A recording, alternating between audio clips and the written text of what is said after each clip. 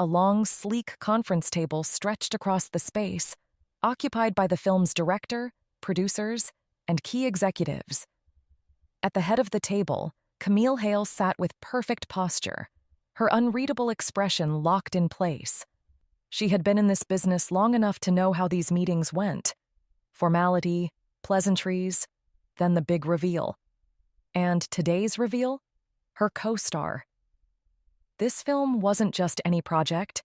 It was an adaptation of one of the most beloved romance novels of all time, with a devoted fan base that would scrutinize every detail. Camille had been attached to the project for months, carefully selecting it as her next move. She expected prestige, depth, an acting partner who would match her intensity. Someone serious. The director, a visionary known for his sweeping, emotional films, grinned as he spoke. And now, the moment you've been waiting for. Camille, your co-star. We've searched extensively, and we needed someone with undeniable chemistry with you. Someone who can hold their own in the spotlight, bring the depth and passion this story demands. Camille nodded, unreadable. 15 years in the industry had taught her how to maintain composure, how to keep her expression neutral even as anxiety crept up her spine. She'd worked too hard, fought too long to get here. Everything had to be perfect. Actually, the director's grin widened. She should be here any moment. The conference room door swung open with an energy that seemed to shift the air in the room. Lana Monroe strode in, all easy confidence and casual grace, wearing jeans that probably cost more than most people's rent, and a white silk blouse that seemed deliberately undone at the collar. "Sorry, I'm late." Lana's smile was brilliant, unapologetic. "Traffic was terrible, and then this sweet fan recognized me outside, and you know how it goes." Camille's fingers tightened imperceptibly around her water glass. She knew exactly how it went. You showed up early. You respected people's time. You conducted yourself with professionalism. But of course, such considerations wouldn't occur to Hollywood's golden girl. "Camille, wow." Lana turned that megawatt smile on her, extending a hand. "I can't tell you how excited I am about this. I've been a huge fan of your work since forever." Camille stood, accepting the handshake with practiced courtesy. Lana's grip was warm, firm, startlingly sincere. "Welcome to the project, Ms. Monroe. Please, call me Lana. We're going to be falling in love with each other for the next 6 months after all." She winked, actually winked, and Camille felt a headache forming behind her right eye. "Looking forward to working with you," Camille replied, each word precisely chosen, perfectly delivered. Like every line she'd ever spoken, like every role she'd ever earned. "This is going to be amazing," Lana gushed, seemingly oblivious to the Arctic temperature of Camille's response. "I just finished rereading the novel last night, and I have so many thoughts about the character dynamics. Maybe we could grab coffee later and—" "I have several appointments today," Camille cut in smoothly. "Perhaps another time." "Oh, right, of course." Lana's enthusiasm didn't dim a watt. "Well, I should run. My agent's probably having a meltdown waiting for updates. See you all at the table read." The door closed behind her with the same whirlwind energy she'd brought in. For a moment, the room sat in the vacuum of her absence. Then Camille's eyes narrowed at the director. 15 years I've worked for roles like this. And you want to give it to a girl who got lucky at the Academy Awards?" Her voice dropped to steel. "She doesn't understand what this story means to people. She'll just turn it into another social media circus." "Camille?" the director started, but she wasn't finished. "She treats everything like a game, like a fun adventure she stumbled into. Do you know how many times she's been late to press events? How many interviews she has derailed with inappropriate comments? This isn't some indie film we can risk on inexperience. This is exactly why we need her," the director cut in firmly. "Your precision, her spontaneity, your technique, her instinct. Together, you'll create something extraordinary. Or a disaster, Camille countered. The decision is final. The director's tone was gentle but immovable. The contracts are signed. The announcement goes out tomorrow morning. Camille rose from her chair, gathering her dignity around her like armor. Then I hope you know what you're doing.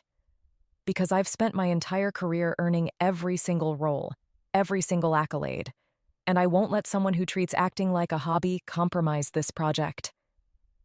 She left before anyone could respond, her heels clicking a sharp rhythm against the floor.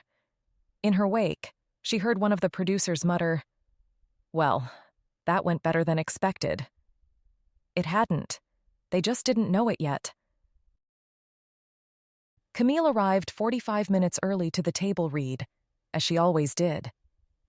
The production office was quiet, save for a few crew members setting up the conference room. She claimed her seat strategically, close enough to the director to show engagement, but with enough space around her to maintain professional distance. The piece shattered when Lana burst through the door at 9, bringing noise and energy with her. Lana Monroe walked in surrounded by a small entourage, right on time, which, by Camille's standards, meant late. "Morning, everyone."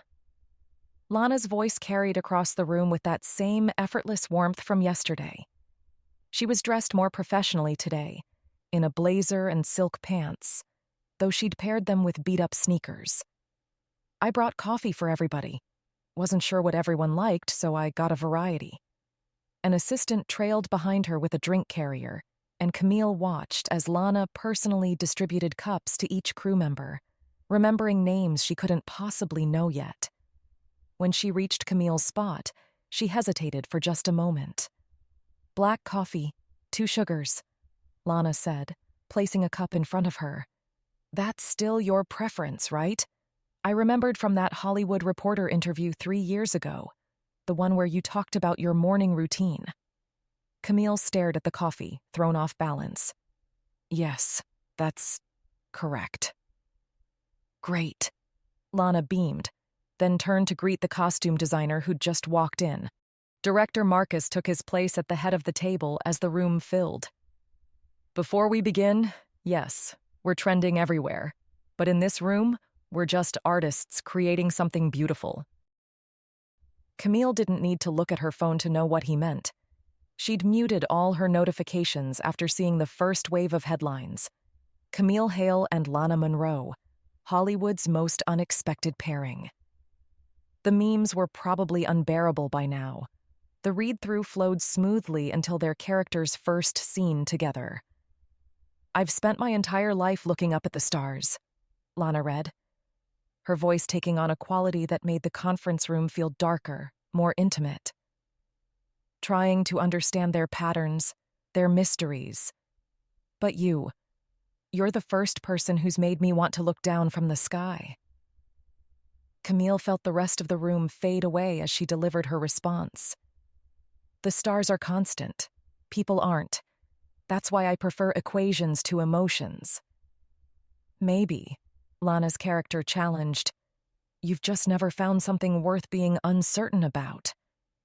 The chemistry was undeniable. Camille could feel it, could see it in the way Marcus was leaning forward, in the way the producers were exchanging pleased glances. It was exactly what they'd wanted, what they'd seen in those screen tests. It was infuriating. The rest of the read-through passed in a blur of professional courtesy and mounting tension. Later, Marcus caught Camille before she could escape. "That was perfect. Her spontaneity, your control." "It's one read-through," Camille cut in. Across the room, Lana looked up from her conversation with the cinematographer. Her smile, when it caught Camille's eye, was smaller than usual, almost shy.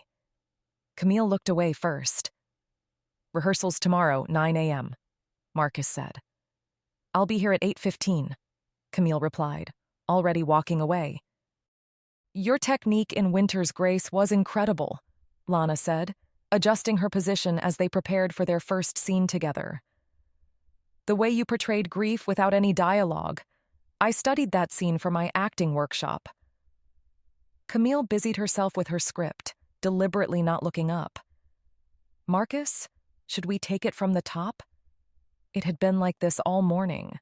Lana attempting conversation, dropping breadcrumbs of admiration, and Camille systematically shutting down each attempt. It was easier this way. The rehearsal itself was frustrating, because Lana was good, irritatingly good, but Camille focused instead on her little mistakes. A stumbled line here, a missed mark there. Things that proved she was inexperienced, unprofessional. It helped Camille maintain her carefully constructed wall of disapproval. 3 days later, Camille arrived at her usual time, early enough to review her notes, center herself, and prepare properly.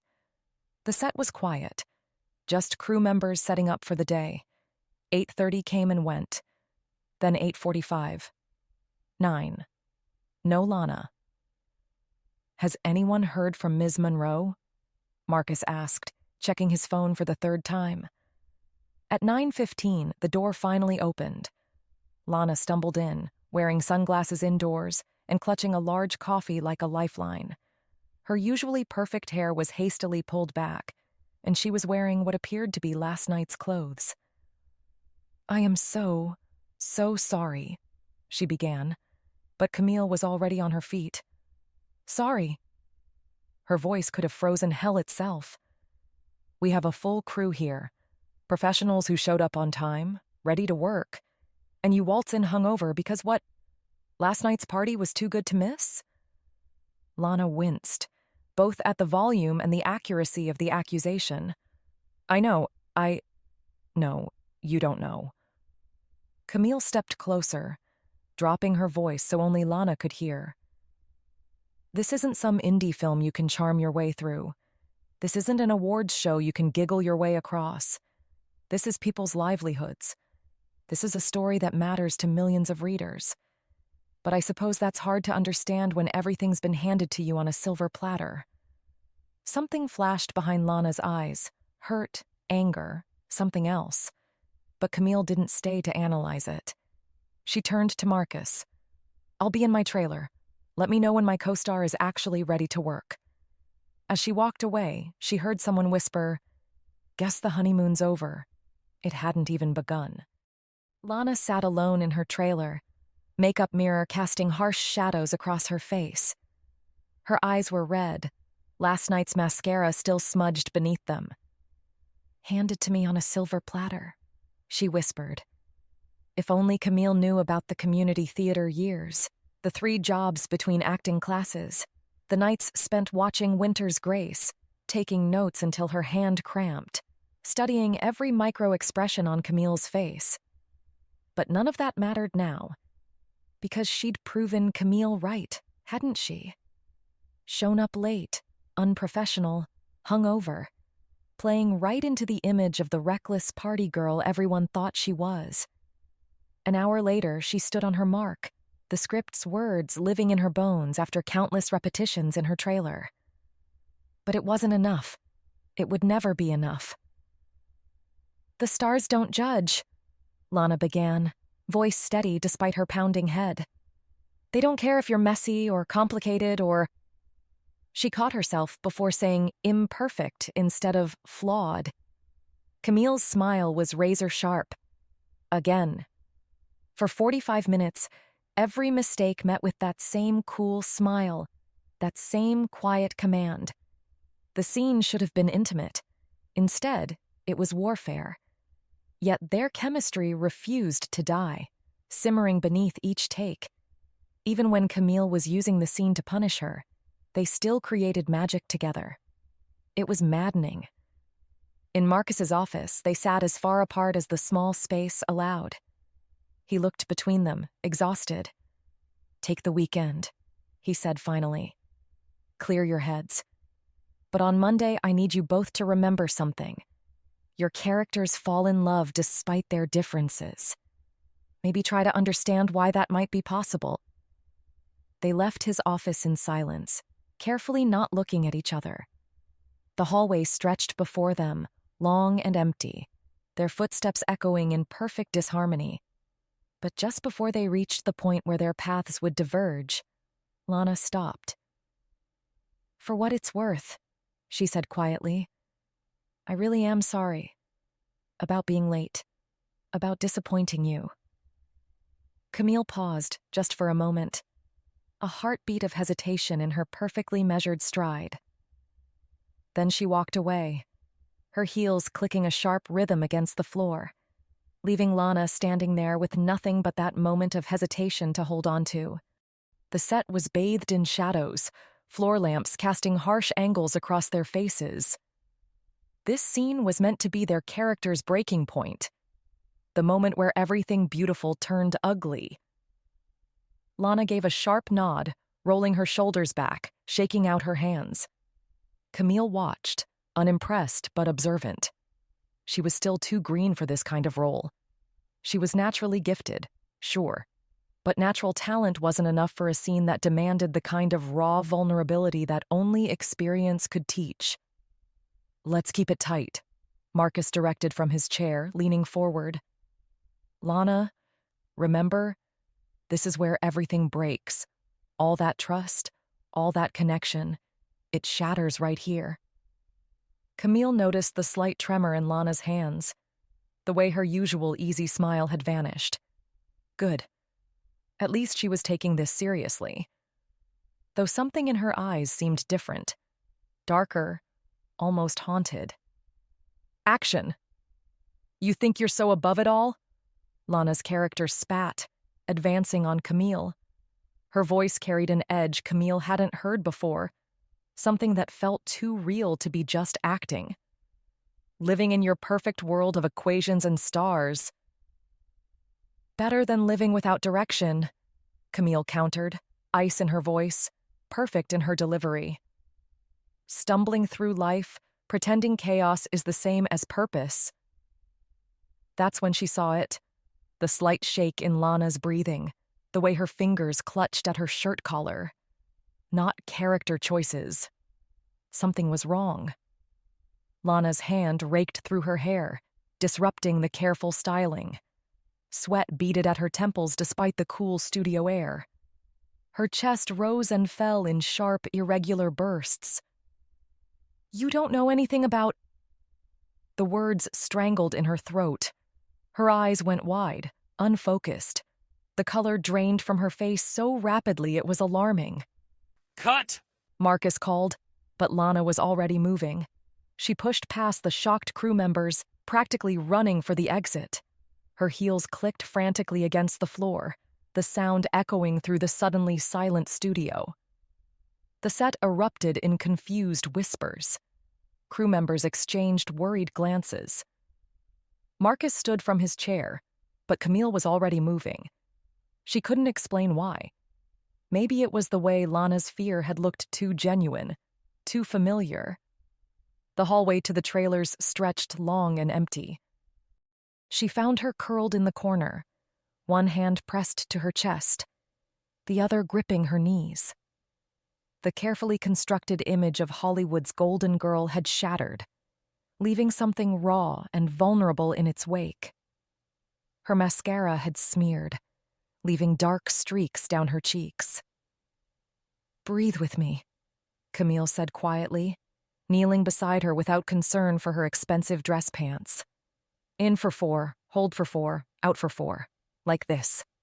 She demonstrated, keeping her voice steady, professional.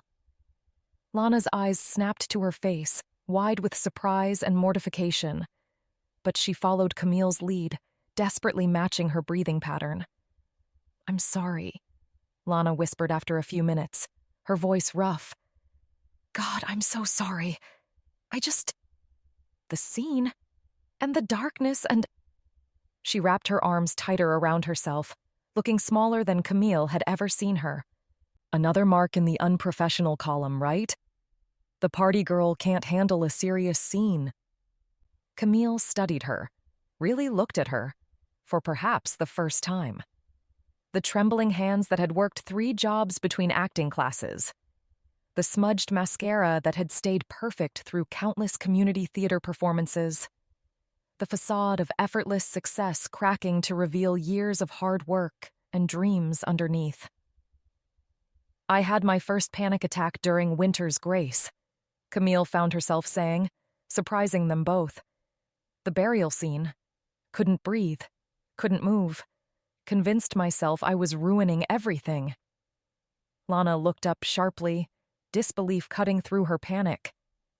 "But that scene was nominated for every award that year?" Camille's smile was faint, almost gentle. "We took a day. I came back. We got it." A knock at the door made Lana flinch. "Everything okay in there?" Marcus called, concern evident in his voice.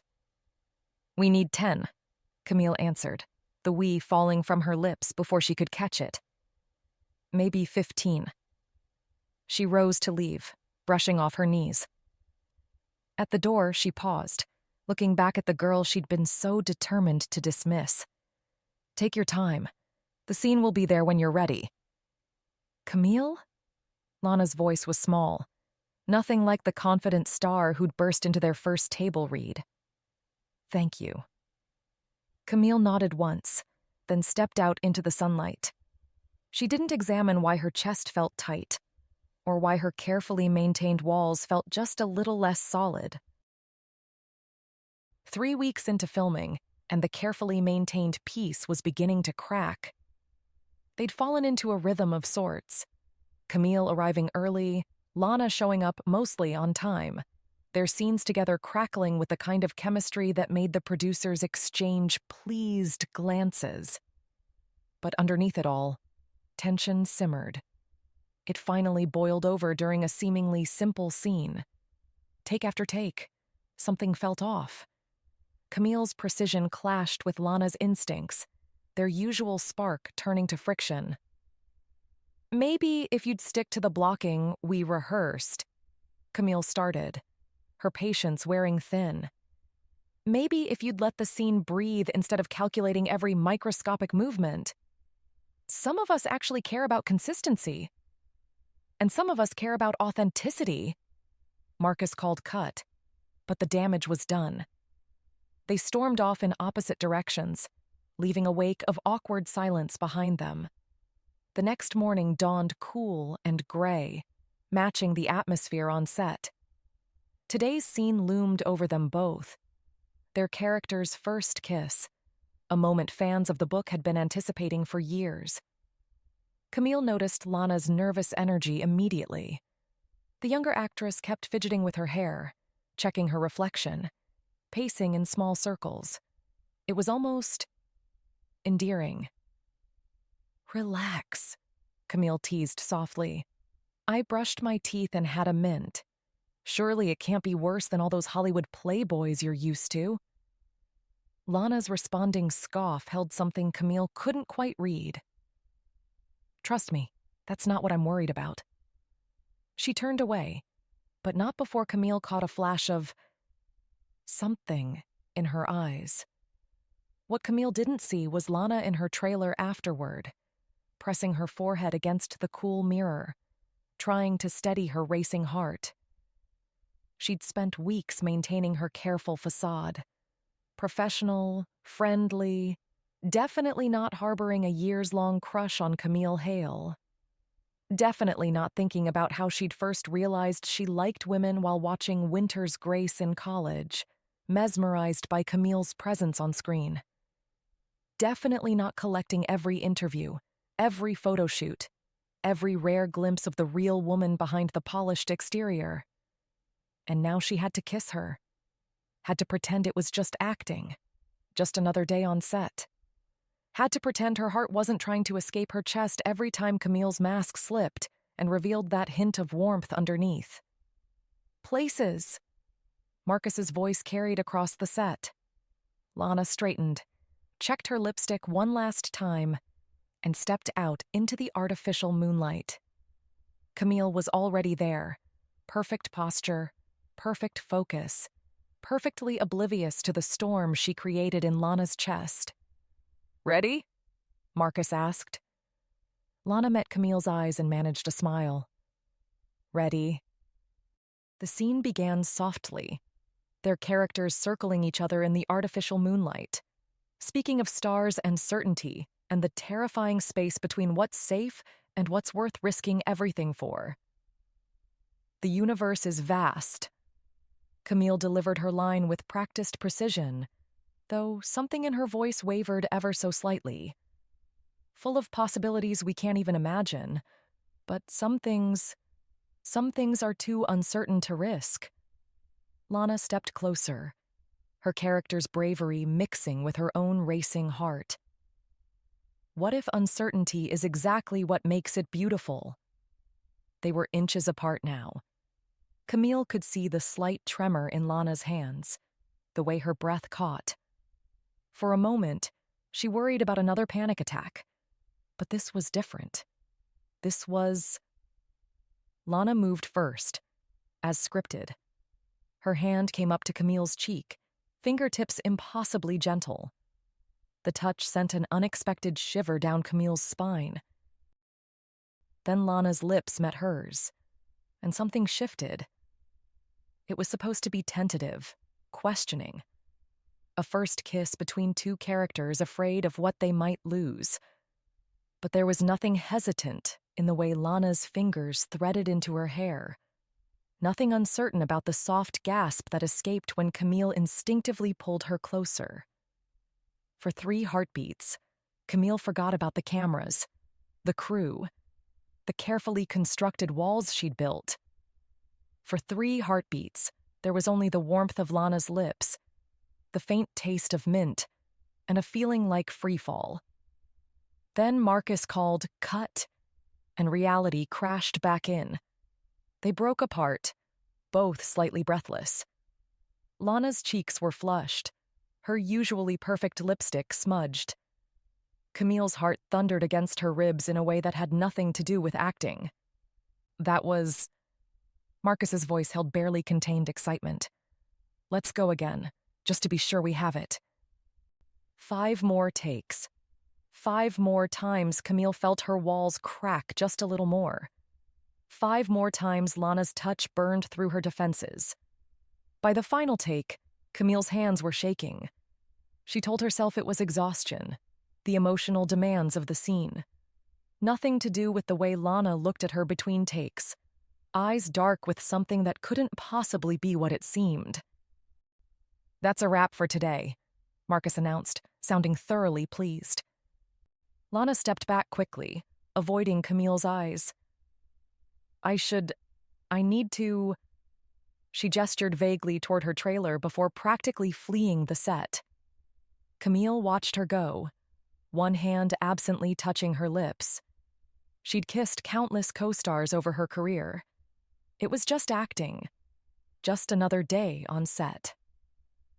"Just acting," she whispered to her reflection. "It's just acting."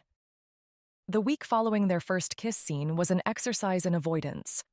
Camille threw herself into the technical aspects of each scene. Lighting angles, camera positions, anything to distract from the way her skin still tingled whenever Lana got too close. She'd built her career on control, and she wasn't about to let it slip now. Lana, for her part, seemed to vibrate with barely contained energy. Her usual easy charm had given way to something more brittle. She fumbled lines she'd known perfectly, missed marks she'd hit a dozen times before. Even Marcus had noticed the shift, though he attributed it to the growing intensity of their scenes. Today's scene was the one they'd both been dreading, their character's first intimate moment. The set had been closed, leaving only essential crew. The lighting was soft, intimate, casting everything in gentle shadows. "Remember," Marcus spoke quietly, "this isn't just physical. It's about trust. About finally letting go of all those barriers." Camille caught Lana's eye roll and felt a flash of irritation. Of course she wouldn't take this seriously. Everything was just a game to her, wasn't it? The scene began with them entering their character's apartment, rain-soaked and laughing from their dramatic confession in the storm. Simple enough. But then came the moment where playful kisses turned serious, where laughter gave way to something deeper. Lana's hands trembled as she undid the top buttons of Camille's blouse, carefully marked in rehearsal, everything precisely choreographed. Her breathing was uneven, but Camille assumed it was just nerves about the scene. Then Lana's lips found that spot just below her ear, and Camille's carefully maintained control began to crack. She hadn't expected the softness of Lana's touch, the way her fingers traced patterns on exposed skin. This wasn't like rehearsal. This wasn't like anything. Their lips met again, and this time there was nothing choreographed about it. Lana kissed her like she was drowning, like Camille was air. Her hands tangled in Camille's hair, messing up the careful styling. Camille found herself responding with equal fervor, forgetting about marks and cameras and everything except the way Lana felt against her. When Lana's teeth grazed her lower lip, something inside her snapped. "Lana," she moaned, the name falling from her lips before she could catch it. Not her character's name, Lana's. The room went silent. Lana froze against her, eyes flying wide. Camille's heart stopped, then started racing double time. "Cut!" Marcus called, but neither of them moved. Camille recovered first, pushing away perhaps too roughly. Her cheeks burned with mortification. In 15 years of acting, she'd never, not once, broken character during a scene. She straightened her blouse with trembling fingers. "I need a moment." She fled to her trailer, leaving Lana standing there, fingers pressed to her lips, eyes dark with something that looked dangerously like hope. Inside her trailer, Camille paced, her perfect composure shattered. She'd said Lana's name. Not Victoria's, her character's name, but Lana's. The implication hung heavy in the air, that for a moment she hadn't been acting at all. A knock at her door made her jump. "5 minutes," she called, voice surprisingly steady. "Take 10, Marcus responded. "We'll reset and try again." Try again. Right, because this was just another scene. Just acting. She caught her reflection in the mirror. Flushed cheeks, messed hair, lips slightly swollen from Lana's kisses. She looked nothing like the controlled professional she prided herself on being. The days following the name slip became a masterclass in avoidance. Camille retreated behind a wall of icy professionalism so thick it made the early days of filming look warm. Every interaction was clipped, every scene technically perfect, but emotionally barren. "This isn't working," Lana finally snapped after their third take of a simple scene. "You can barely look at me." "I'm being professional," Camille replied stiffly. "No, you're not." Lana's words cut through the air like a knife. That conversation followed Camille home that evening, haunting her as she sat in her perfectly decorated living room, wine glass in hand. Her thumb hovered over her phone, almost unconsciously opening Instagram. She told herself she was just checking industry news, but somehow found herself scrolling through Lana's profile. A post from 6 years ago caught her attention. A younger Lana, clutching a worn DVD of Winter's Grace. The caption made her heart skip. "Rewatched my inspiration for the millionth time. At Camille Hale shows us all what real dedication looks like. Someday I hope to bring even half the truth and vulnerability she brings to every role." Dreams. Inspiration. Winter's Grace. Queen. Deeper into the feed, Camille found a convention photo from 8 years ago that made her pause. A teenage Lana stood beside her, beaming, clutching a freshly signed autograph. The irony wasn't lost on Camille. Back then, she'd smiled politely for the camera, never imagining this starstruck fan would become her co-star, or that she'd find herself here, wine in hand, lost in the depths of Lana's Instagram at midnight. "She hasn't done anything wrong," Camille whispered to her empty apartment. "Except maybe believe in me too much." The next day after shooting, Before she could second-guess herself, Camille caught up with Lana in the parking lot. "Would you like to come over for dinner tonight?" Lana stopped short, keys dangling forgotten in her hand. "Me? Who else is coming?" "Well, Camille shifted uncomfortably. "Just us. If that's okay?" A small smile tugged at Lana's lips. "Just us?" "Yes, just—" Camille caught Marcus watching from the studio door, poorly hiding his amusement. "It's just to work on our character's chemistry," she added quickly, too loudly. Lana's laugh was soft, genuine. "I'll bring wine. Text me your address?" Camille nodded, already wondering what the hell she'd just gotten herself into. As Lana's car disappeared from view, Marcus sidled up beside Camille, practically radiating smugness.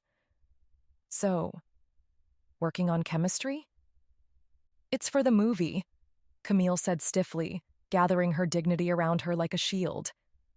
"The scenes have been lacking lately." "Oh, yes, terrible chemistry." Marcus nodded solemnly, though his eyes danced with amusement. "I'm being professional," Camille insisted, turning to face him. "Taking initiative to improve our working relationship?" "Mm-hmm," Marcus grinned. "Don't you have a movie to direct?" Camille shot back, a rare break in her usual eloquence. "Oh, I am directing." He backed toward the studio door, hands raised in mock surrender. "In fact, I'd say this particular subplot is developing beautifully." "This isn't a subplot, Marcus. This is—" "A dinner between colleagues?" His knowing smile was insufferable. "Of course it is. Enjoy your chemistry workshop." The sharp rap of knuckles against her door made Camille's heart skip. She smoothed down her already perfect shirt, took one last look around her immaculate apartment, and opened the door. Lana stood there in jeans and a soft sweater, holding up a bottle of wine with an uncertain smile. "I brought red and white. Wasn't sure which you'd prefer with—" She peered past Camille into the apartment. "Whatever smells amazing." "Both is good." Camille stepped aside, noticing how Lana hesitated for just a fraction of a second before entering. "I'm making risotto." "You cook?" Lana's eyebrows shot up as she followed Camille to the kitchen. "Don't sound so surprised." Camille returned to the stove, resuming her stirring. "Some of us don't survive solely on green juice and publicity lunches." Lana's laugh was unexpectedly genuine. "Fair enough. Need any help?" Lana asked, hovering nearby with her wine glass. "You can grate the Parmesan." Camille nodded toward the block of cheese and grater she'd set out. "If you think you can handle it without calling your personal chef." "Oh, you're funny tonight." Lana grabbed the cheese and grater. They worked in companionable silence for a while. Then, Lana's phone buzzed. "Sorry," she muttered, wiping her hands and checking the screen. A small smile crossed her face as she typed out a quick reply. "Hollywood boyfriend checking in?" Camille kept her voice light, teasing, though something in her chest tightened. "My dad, actually." Lana set her phone down. "He worries if I don't text back right away. Mom, too, though she still asks when I'm going to date someone nice and settle down." Lana rolled her eyes. "Keeps trying to set me up with her friend's son." "Well, with your pick of Hollywood's finest, I'm sure you'll find someone suitable." Camille moved to get bowls from the cabinet, not meeting Lana's eyes. "You seem very interested in my love life lately." Lana set down the grater. "Want me to set you up with someone?" "I'm a bit old for setups, don't you think?" Their eyes met across the kitchen island. Something shifted in the air between them. "Is that what you think?" Lana's voice was soft. "That you're too old?" "Well, you certainly seem to think so." The words slipped out before Camille could stop them.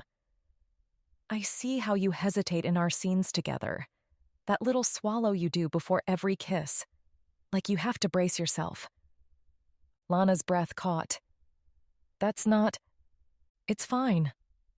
Camille turned back to the risotto, gripping the spoon too tight. I understand. You think I... Lana made a frustrated sound. You really don't see it, do you? See what? But Lana just shook her head, looking lost. I should go. You haven't even eaten... Thank you for having me over. Lana gathered her things with trembling hands. This was... Thank you. The door closed behind her with a soft click that somehow hurt more than a slam would have.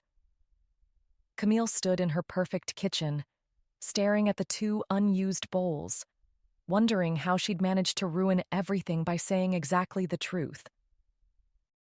Camille arrived on set Monday morning to find Lana already there, running lines with Marcus. No coffee runs today, no bright greetings for the crew. Just consummate professionalism and careful distance. Their morning scenes were technically perfect and emotionally empty. Lana delivered her lines with precision that would have impressed Camille under different circumstances. Now it just felt wrong, like watching someone perform an imitation of themselves. During lunch break, Camille's phone buzzed with a news alert. Her stomach dropped as she read the headline. Past her prime. Why are we still giving Camille Hale roles meant for younger actresses? The article was worse. When will actresses understand that their prime peak was years ago? It's a question that needs to be asked as we watch yet another seasoned star attempt to convince audiences she belongs in roles clearly written for the next generation. She shouldn't let it bother her. She'd dealt with worse press over the years. But somehow today, the words found their marks between her carefully maintained armor. The afternoon shoot felt endless. Every take, every touch, every scripted look of desire now came with a new undercurrent of doubt. Was that pity in the crew's eyes? Was she just fooling herself, thinking she could... Cut! Marcus called. Let's take 10. Camille retreated to her trailer, needing a moment to rebuild her walls. She didn't notice Lana watching her go, didn't see the way her co-star's cold facade cracked for just a moment. Hours later, after most of the crew had left, Camille sat alone in the prop room, ostensibly reviewing tomorrow's scenes. Really, she was hiding. From the gossip, from the doubt, from... You left these in the conference room. Camille looked up to find Lana in the doorway, holding her script notes. The younger actress's expression was unreadable in the dim light. Thank you, Camille said stiffly, reaching for the papers. But Lana didn't move to hand them over. Instead, she stepped into the room, closing the door behind her. For a long moment, she just looked at Camille, something shifting behind her eyes. I saw the article, Lana said finally, her voice soft. It's nothing I haven't heard before. Camille tried to sound dismissive, professional. Then they've been wrong before, too. Lana moved closer, setting the scripts down. The anger from this morning was gone, replaced by something more gentle, more dangerous. Because I think you were, are, and will always be beautiful. The words hung in the air between them, too honest for denial, too raw for deflection. Camille's carefully constructed walls trembled. Lana? Lana shook her head, something vulnerable flickering across her face. I should go, before I say something else I can't take back. She was gone before Camille could find her voice, leaving nothing but the ghost of those words and the faint scent of her perfume in the darkened room. Camille sat there for a long time, fingers tracing the edge of her script, wondering how someone so young could see right through her so completely, and why that terrified her so much. The studio had arranged for them to do their first joint interview with a popular streaming channel known for their intimate, conversation-style interviews. The set was designed to look like a cozy living room, with a plush couch that forced them to sit closer than either had planned. Camille was hyper-aware of every point where their bodies almost touched, of the way Lana's perfume mixed with her coffee breath, of how their knees would brush whenever either of them shifted. After last night's moment in the prop room, every small contact felt charged with new meaning. The interviewer, Emma Perry, was known for getting celebrities to relax, to forget about the cameras. She started with easy questions about the film, about their characters' romance. "So tell me about the chemistry." Emma leaned forward, genuinely interested. "Because I've seen some early footage and it's remarkable." "Camille makes it easy," Lana said, her voice soft. When Camille turned to look at her, surprised, Lana was already watching her with an expression that made her breath catch. She's so present in every scene, so real. You can't help but respond to that. The moment stretched, both of them forgetting about the cameras, about Emma, about everything except that look in Lana's eyes, until Emma's delighted laugh broke the spell. "I think we just got a demonstration of that chemistry," Emma grinned. "But Camille, what about you? What's it like working with Lana?" Camille tried to remember her media training, to find some professional way to describe how it felt to act opposite someone who could strip away all her carefully constructed walls with just a look. Lana brings an authenticity to every scene, a vulnerability that... She paused, choosing her words carefully. "That makes you want to be vulnerable too." She felt rather than saw Lana's sharp intake of breath beside her. Within hours of the interview airing, social media exploded. "The way Lana looks at Camille, I'm crying. Someone please look at me the way Lana Monroe watches Camille Hale talk about acting." That moment at 14:23 when Camille starts talking about vulnerability and Lana just... "Listen, I've been watching press interviews for 15 years, and I have never seen two people more obviously in low..." Camille closed Twitter before she could finish reading that one. But she found herself rewinding the interview, pausing at 14:23, studying Lana's expression as she talked about vulnerability. Oh. In her trailer, Lana was doing the same thing, watching the way Camille's professional mask slipped every time their eyes met. Her phone buzzed with another Instagram notification. Someone else had made an edit of their moments from the interview, set to romantic music. Her thumb hovered over the like button before she caught herself. In his office, Marcus watched the view count climb and smiled. "Now that's what I call chemistry," he murmured, sending the link to the producers. "And we haven't even started the press tour." Camille and Lana were reviewing their lines on set when the studio door swung open with unexpected energy. A middle-aged couple burst in, the woman's excited voice carrying across the space.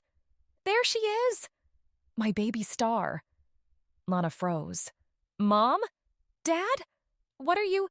I thought you weren't coming until tomorrow." "We caught an earlier flight." Lana's mother engulfed her in a tight hug. "We couldn't wait another day." "Honey, you're strangling her," Lana's father said, gently extracting his daughter. Mrs. Monroe noticed Camille and gasped. "Oh my God, you're Camille Hale!" "Mom," Lana said, a note of warning in her voice. But Mrs. Monroe was already moving toward Camille with determination. "We've heard so much about you over the years. It's like you're already part of the family." "Years?" Camille repeated, meeting Lana's eyes. Lana looked like she wanted the floor to swallow her whole. "Oh, honey, years," Mrs. Monroe confirmed, pulling Camille into an unexpected hug. "Lana has been absolutely crazy about you since, when was it, David? That movie with the snow." "Winter's Grace," Mr. Monroe supplied, offering an apologetic smile. "She watched it 100 times. Had your poster up on her wall right through college." "Mom," Lana whispered, mortified. "Remember when she made us drive 4 hours to that convention just so she could get your autograph?" Mrs. Monroe continued. She practiced what she was going to say to you for weeks. Camille's mind flashed to the convention photo she'd seen on Lana's Instagram. She used to record your award acceptance speeches, Mr. Monroe added. Practice them in the mirror. Dad, please, Lana managed, her voice strangled. Camille felt something shift inside her. All this time she'd assumed Lana's hesitation in their scenes together was reluctance. But it had been admiration. Maybe even... She even wrote you a letter once, Mrs. Monroe was saying, but never sent it. Something about how watching you made her realize... Okay, Lana clapped her hands desperately. Who wants a tour of the set? But we're just getting to know Camille, Mrs. Monroe protested. She turned to Camille. You simply must join us for dinner tonight. Mom, I'm sure Camille is busy, Lana began. Actually, Camille said, surprising herself, I'd love to hear more about this letter. Lana stopped, her back to Camille, shoulders tense. Later, Camille added softly. Dinner sounds lovely, Mrs. Monroe. Wonderful, Mrs. Monroe beamed. And please, call me Helen. As her parents left, silence descended. Camille could feel Lana's embarrassment radiating from her. So? Camille said finally. 100 times, huh? 97, actually, Lana replied, staring at the floor. But who's counting? When she looked up, Camille was smiling, not her usual controlled smile, but something warmer, more genuine. Your mother seems lovely, Camille said. She's a menace, Lana countered, but with affection. I'm so sorry about all of that. Camille moved closer, close enough that Lana's perfume filled her senses. Don't be. It explains a lot. Like what? Lana's voice had dropped to barely above a whisper. Like why you bring me coffee exactly how I like it. Camille took another step closer, eliminating the space between them. Her gaze lingered on Lana's lips before meeting her eyes. Like why you swallow before every kiss scene.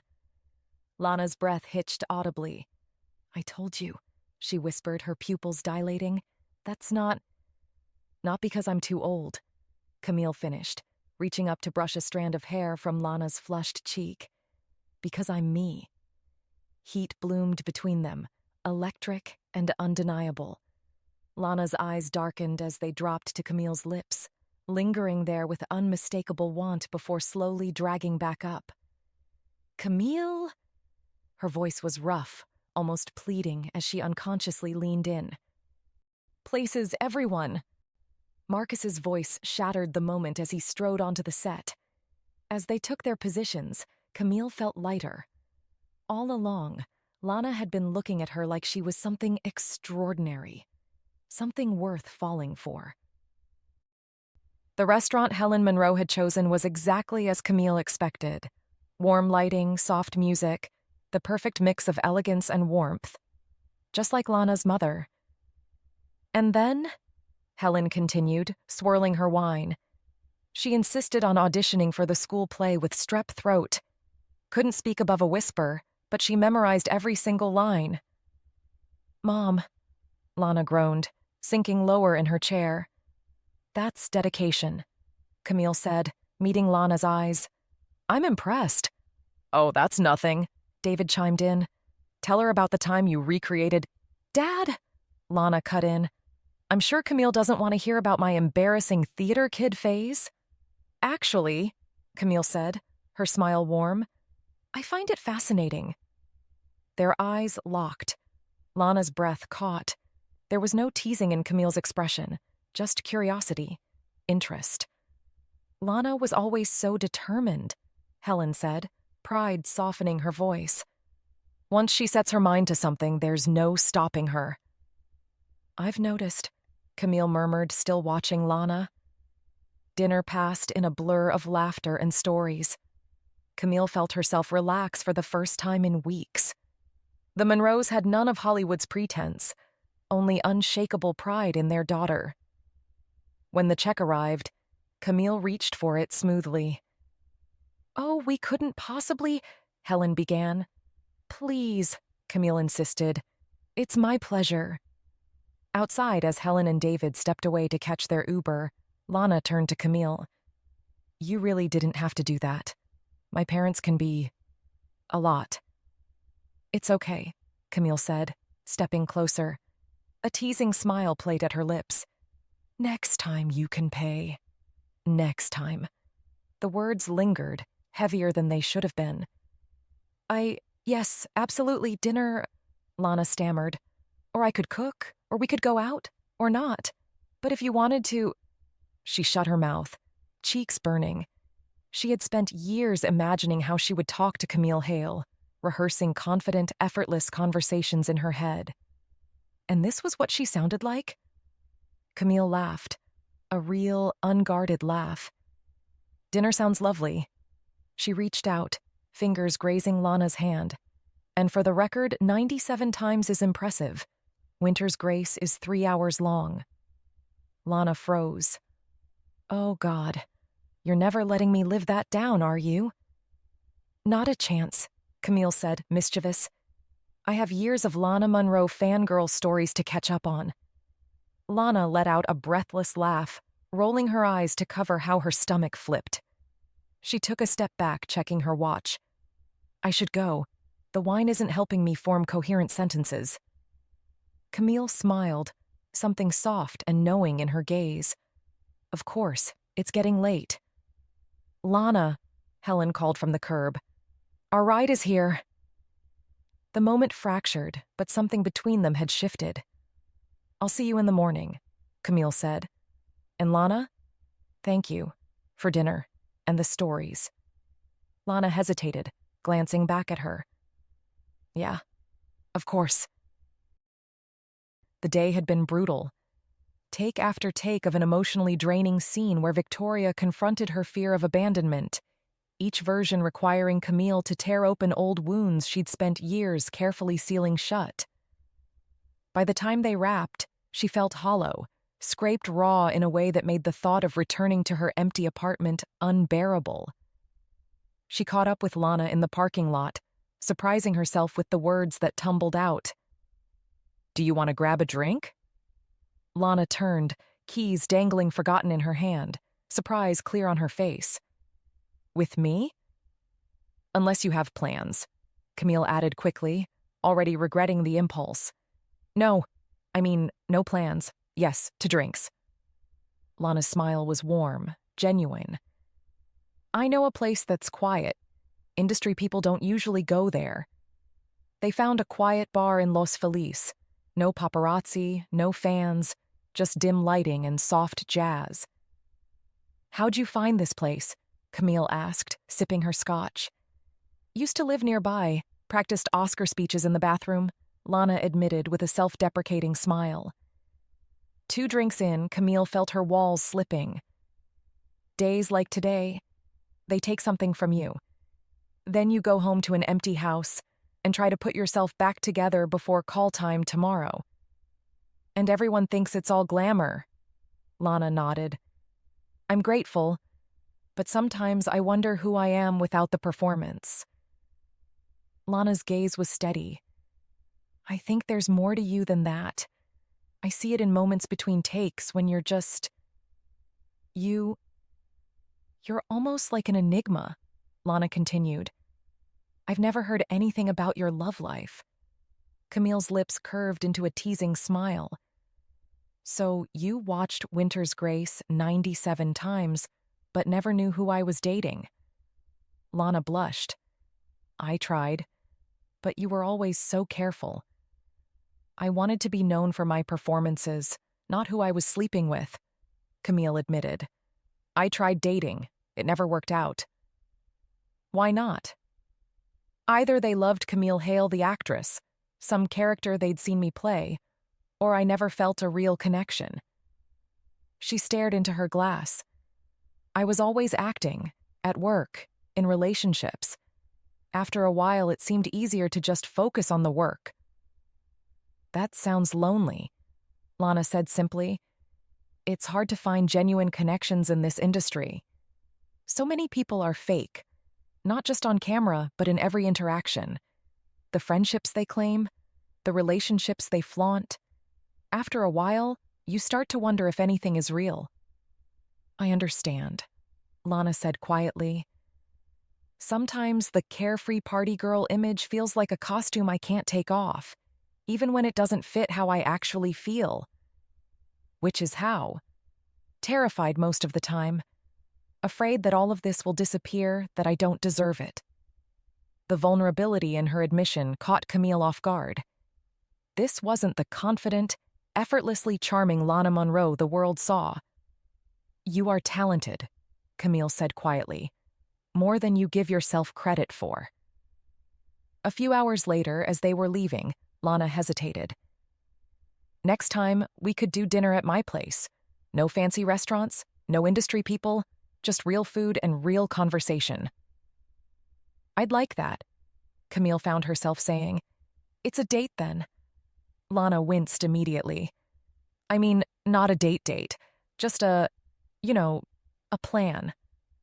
Camille smiled at Lana's flustered backtracking. I knew what you meant. I can't believe your mother taught you to make lasagna this good, Camille said, setting down her fork. Lana's apartment was cozy and unpretentious.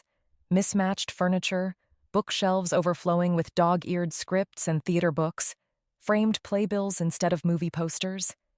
Jazz played softly from an old record player in the corner. Mom's convinced food is the path to anyone's heart, Lana replied with a smile. She'd be thrilled to know I made her recipe for you. For me, specifically? Camille raised an eyebrow. Lana's cheeks flushed slightly. Well, given that I've admired your work for so long. Right, the fan at the convention. You're never going to let me live that down, are you? Never. Camille's smile was warm, genuine in a way it rarely was on set. As they finished the last of the wine, conversation flowed easily between them. Childhood memories, favorite books, embarrassing theater stories. No talk of the film, no discussion of industry politics. Just two women getting to know each other beyond the scripts and cameras. Let me help you clean up, Camille said when they'd finished, gathering plates despite Lana's protests. In the kitchen, they moved around each other with surprising ease, Camille rinsing dishes while Lana loaded the dishwasher. The domesticity of it felt strangely comfortable, as if they'd done this 100 times before. Last one, Camille said, passing a wineglass to Lana. Their fingers brushed, lingered. Neither pulled away immediately. When Camille finally looked at her, Lana was watching her with an expression that made her breath catch. Something unguarded and wanting in her eyes. Don't look at me like that, Camille whispered, her voice barely audible above the soft music. Or I'll do something stupid. Lana stepped closer, close enough that Camille could smell her perfume mingled with the scent of the kitchen. I like stupid ideas, she murmured. For a heartbeat, neither moved. Then Camille closed the distance between them, her hand coming up to Lana's cheek as their lips met. The kiss was nothing like the ones they'd shared on camera. No choreography, no audience, no director calling cut. This was gentle at first, tentative, before deepening into something more urgent. Lana's arms wrapped around Camille's waist, pulling her closer as Camille's fingers tangled in her hair. When they finally broke apart, both slightly breathless, they stayed close, foreheads touching. The kitchen was quiet except for their uneven breathing and the soft music still playing in the background. I've been thinking about doing that all night, Camille admitted softly. Lana's fingers traced gently along Camille's jawline. Just tonight? Camille smiled and pulled her closer, kissing her again, deeper this time, with the certainty that had been building between them for weeks. Whatever words might have followed could wait. This moment, at least, was perfectly, terrifyingly real. Moonlight filtered through the curtains of Lana's bedroom, casting everything in silver and shadow. There were no cameras here, No marks to hit, no lines to remember. Just the two of them, discovering each other outside the boundaries of a script. "Are you sure?" Lana whispered, her fingers hesitating at the top button of Camille's blouse. Camille reached up, tucking a strand of hair behind Lana's ear, studying her face with a gentleness few had ever seen. "I think I've been waiting for this without even knowing it." What struck Camille most wasn't the physical sensation, but the honesty in Lana's eyes. After years of manufactured intimacy, of pretending desire for the cameras, there was something almost overwhelming about being truly seen, not as Camille Hale the actress, or as a character, but simply as herself. Lana's lips traced a path down Camille's neck, the gentleness of the touch making her skin prickle with goosebumps. There was no choreographed precision to Lana's movements, just reverent exploration, as if mapping territory she'd only dreamed of discovering. "Lana," Camille breathed, the name escaping her lips in a soft moan as fingers trailed across sensitive skin. Lana paused, looking up at Camille with darkened eyes. "It's the only thing that's been on my mind lately," she whispered, "since you said my name that day on set." Her fingers continued their path across Camille's ribs, tracing patterns that made her breath hitch. "Now I can't wait to hear more of you." The vulnerability in Lana's voice made Camille's heart constrict. She pulled Lana up to kiss her deeply, fingers tangling in her hair, feeling the weight of her press against her body. There was vulnerability in Lana's eyes that no amount of method acting could simulate, a blend of wonder and uncertainty that made Camille's breath catch. This wasn't the confident star who charmed talk show hosts, or the natural talent who improvised perfect lines on set. This was just Lana, unguarded, achingly sincere. As they moved together in the moonlight, Camille found herself letting go of the careful control she'd maintained throughout her career. Her head fell back against the pillow, another broken moan escaping as Lana's hands moved with perfect intuition. There was no performance here, no audience to please, no critics to impress. Just the truth of connection, of finding someone who saw past her carefully constructed image to the woman underneath. "Stay with me," Lana whispered later, her head resting on Camille's shoulder, their limbs entangled beneath the sheets. It wasn't clear if she meant tonight or something more, but in the quiet intimacy of the moment, it didn't matter. Camille pressed a kiss to Lana's forehead, something unfamiliar and warm unfurling in her chest. In 15 years of acting, she'd played love dozens of times, had spoken lines about connection and belonging and finding home in another person. Only now did she understand what those words actually meant. Camille woke to unfamiliar warmth and the scent of jasmine. For a moment, disorientation gripped her. This wasn't her carefully arranged bedroom with its neutral colors and perfect symmetry. Sunlight streamed through curtains that hadn't been fully closed, and beside her, Lana slept peacefully, hair tousled across the pillow. Reality rushed back. Last night, the dinner, everything that followed.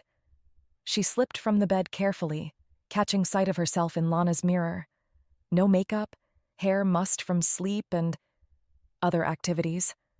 Not the Camille Hale anyone in Hollywood would recognize.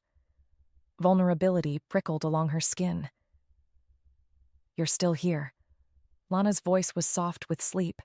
She propped herself up on one elbow, sheet falling to her waist, seemingly unconcerned with her own nakedness. "Did you think I'd disappear?" Camille asked, suddenly aware of how exposed she felt. "In my experience, actresses are good at dramatic exits." Lana's smile took any sting from the words. "You want coffee?" In the kitchen, wearing one of Lana's oversized t-shirts, Camille watched as Lana moved with easy grace, humming as she prepared their drinks. "You're staring," Lana observed without looking up. "This is strange," Camille admitted. "Good strange or bad strange?" I haven't decided yet. Lana handed her a mug, their fingers brushing. Fair enough. 2 hours later, they arrived at the studio separately. Camille 15 minutes early, as always. Lana exactly on time, bringing her usual coffee offerings for the crew. Morning, everyone, Lana called, her enthusiasm genuine but not obviously different from any other day. Only Camille noticed the brief, heated glance Lana threw her way as she distributed drinks. Only Lana caught the slight flush that colored Camille's cheeks in response. Today's scene is about the museum gala, the director announced, Victoria and Elaine navigating their public and private selves. Camille nearly laughed at the irony. The scene required them to move through a crowd of extras, exchanging loaded glances across the room, before meeting at a balcony for a private moment. Art imitating life, or perhaps the other way around. Try not to get too distracted, Lana whispered as they took their places, her voice low enough that only Camille could hear. I know how hard it is to focus when all I can think about is last night. Camille maintained her composure, but just barely. Professional, remember? Always. Lana's smile was wicked. But my mind can still be unprofessional. Between takes, they maintained careful distance. But once, reaching for the same prop, their hands touched. Camille felt electricity race up her arm at the contact. Sorry, she murmured, pulling back quickly. Lana's eyes met hers, seeing past the apology to the desire beneath. No, you're not, she whispered, and walked away before Camille could respond. Throughout the day, they danced this delicate balance, professional collaboration on the surface, simmering awareness underneath. Every glance carried double meaning, every word layered with subtext. Perfect chemistry, the director praised after their balcony scene. Whatever you two are doing, keep it up. Lana bit her lip to suppress a smile. Camille maintained her dignified nod, though her eyes betrayed her. Come by my place tonight, Camille asked as they gathered their things after the day's shoot. Lana glanced up, a smile playing at her lips. Is this a date? Not a date, Camille replied with a raised eyebrow. A plan, an arrangement. Sound familiar? Lana's cheeks colored slightly at having her own flustered words quoted back at her. Fair enough. What's the occasion? I found out you've never seen The Philadelphia Story. As someone with a theater background, that's practically criminal. You want to watch a movie with me? Lana sounded genuinely surprised. I want to correct a serious gap in your cinematic education, Camille corrected, but her eyes were warm. 9 o'clock. I'll provide the popcorn. How could I refuse such a romantic invitation? Lana teased. It's not romantic, Camille insisted. It's cultural enrichment. Whatever you say, Hale. Later that night, Lana arrived to find Camille's perfect living room transformed. The coffee table had been moved to make space for a plush blanket and pillows on the floor. An actual vintage popcorn machine whirred in the corner, filling the room with a buttery scent. Wow, Lana said, taking in the scene. You take movie night seriously. If we're going to do this, we're going to do it properly. Camille handed her a bowl of popcorn. My father believed in the proper viewing conditions for classics. So this is how Camille Hale watches movies, Lana observed, slipping off her shoes. I assumed you'd have a private screening room with velvet seats. That would be pretentious, says the woman with an actual popcorn machine. It was a gift, Camille defended, but there was no real annoyance in her tone. They settled onto the floor cushions, closer than strictly necessary. As the film began, Lana found herself watching Camille as much as the screen, the way she mouthed certain lines, the subtle shifts in her expression during favorite scenes. You really love this movie, Lana observed during a quieter moment. It's perfect, Camille said simply. The dialogue, the timing, the performances. Katharine Hepburn was revolutionary. Is that who you modeled your career after? The great Katharine? Camille smiled, something soft and genuine. Was it that obvious? Only to someone who's studied you closely, Lana admitted, then quickly added, professionally, I mean. Of course. Camille's eyes sparkled. Purely professional interest. As the movie continued, they gradually shifted closer until Lana's head rested comfortably against Camille's shoulder. Camille's arm draped casually around her. They don't make movies like this anymore, Lana said as the credits rolled. No, Camille agreed. Everything now is either explosions or heavy-handed metaphors. Including our movie? Especially our movie. Camille's laugh was surprisingly light, though the chemistry is considerably better. Lana turned to face her, their faces now inches apart. Is that so? Purely professional observation. Of course, Lana agreed, her gaze dropping to Camille's lips. Nothing personal about it. Nothing at all, Camille whispered, just before closing the distance between them. Later, the movie long forgotten, they lay tangled together on the cushions, Lana tracing patterns on Camille's skin. So, Lana asked, what other cinematic gaps in my education do you plan to correct? I have a rather extensive list, Camille replied, fingers running through Lana's hair. We might be busy for quite some time. Cultural enrichment is very important, Lana agreed solemnly, though her eyes danced. Almost as important as this not being a date. Exactly, Camille said, pulling her closer. Just a plan. An arrangement. Precisely. Camille's smile was the softest Lana had ever seen it. Though I'm beginning to think I might like dates after all. The prop storage room was dimly lit and quiet. Camille checked her watch. 4:15 p.m. Lana would be here any minute after her costume fitting. When the door opened, Camille felt her heart beat faster. Lana slipped inside, closing the door carefully behind her. Hey, Lana whispered, her smile bright even in the shadows. Miss me? Before Camille could answer, Lana was already kissing her, pressing her against the shelves with an intensity they'd been hiding all day. We have 5 minutes, Camille said, pulling back slightly. Marcus is looking for us. 5 minutes is enough, Lana replied, touching Camille's face gently. Keeping their relationship secret wasn't what Camille had planned. After their movie night, they'd talked honestly about what was happening between them. Camille worried about relationships in Hollywood, about gossip, and about the timing with their film still being made. We could just take it slow, Lana had suggested in Camille's kitchen.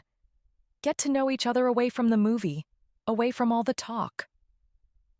And keep it private, Camille had added, at least until we figure out what this is. Lana had agreed, though sometimes Camille noticed her looking sad when they had to act like just colleagues in public. Despite her carefree image, Lana was good at keeping secrets. She understood how quickly their new relationship could be turned into Hollywood gossip. 3 weeks into their secret, they had created their own language of small signals and stolen moments between scenes. Marcus suspects something, Lana said. He keeps giving me these looks. Marcus has suspected since our first screen test, Camille replied, tucking Lana's hair back. But he won't say anything. Lana sighed. 2 more weeks of filming, then what? It was the question they hadn't fully answered. After the movie wrapped, Lana was going to New York for another film, while Camille had a theater project in London. 3 months apart before they'd see each other for the press tour. Then we see if this is still what we want, Camille said softly, without the movie keeping us together. Are you worried this is just some on-set thing? Camille hesitated. I've seen it happen. The scenes we're doing can create false feelings.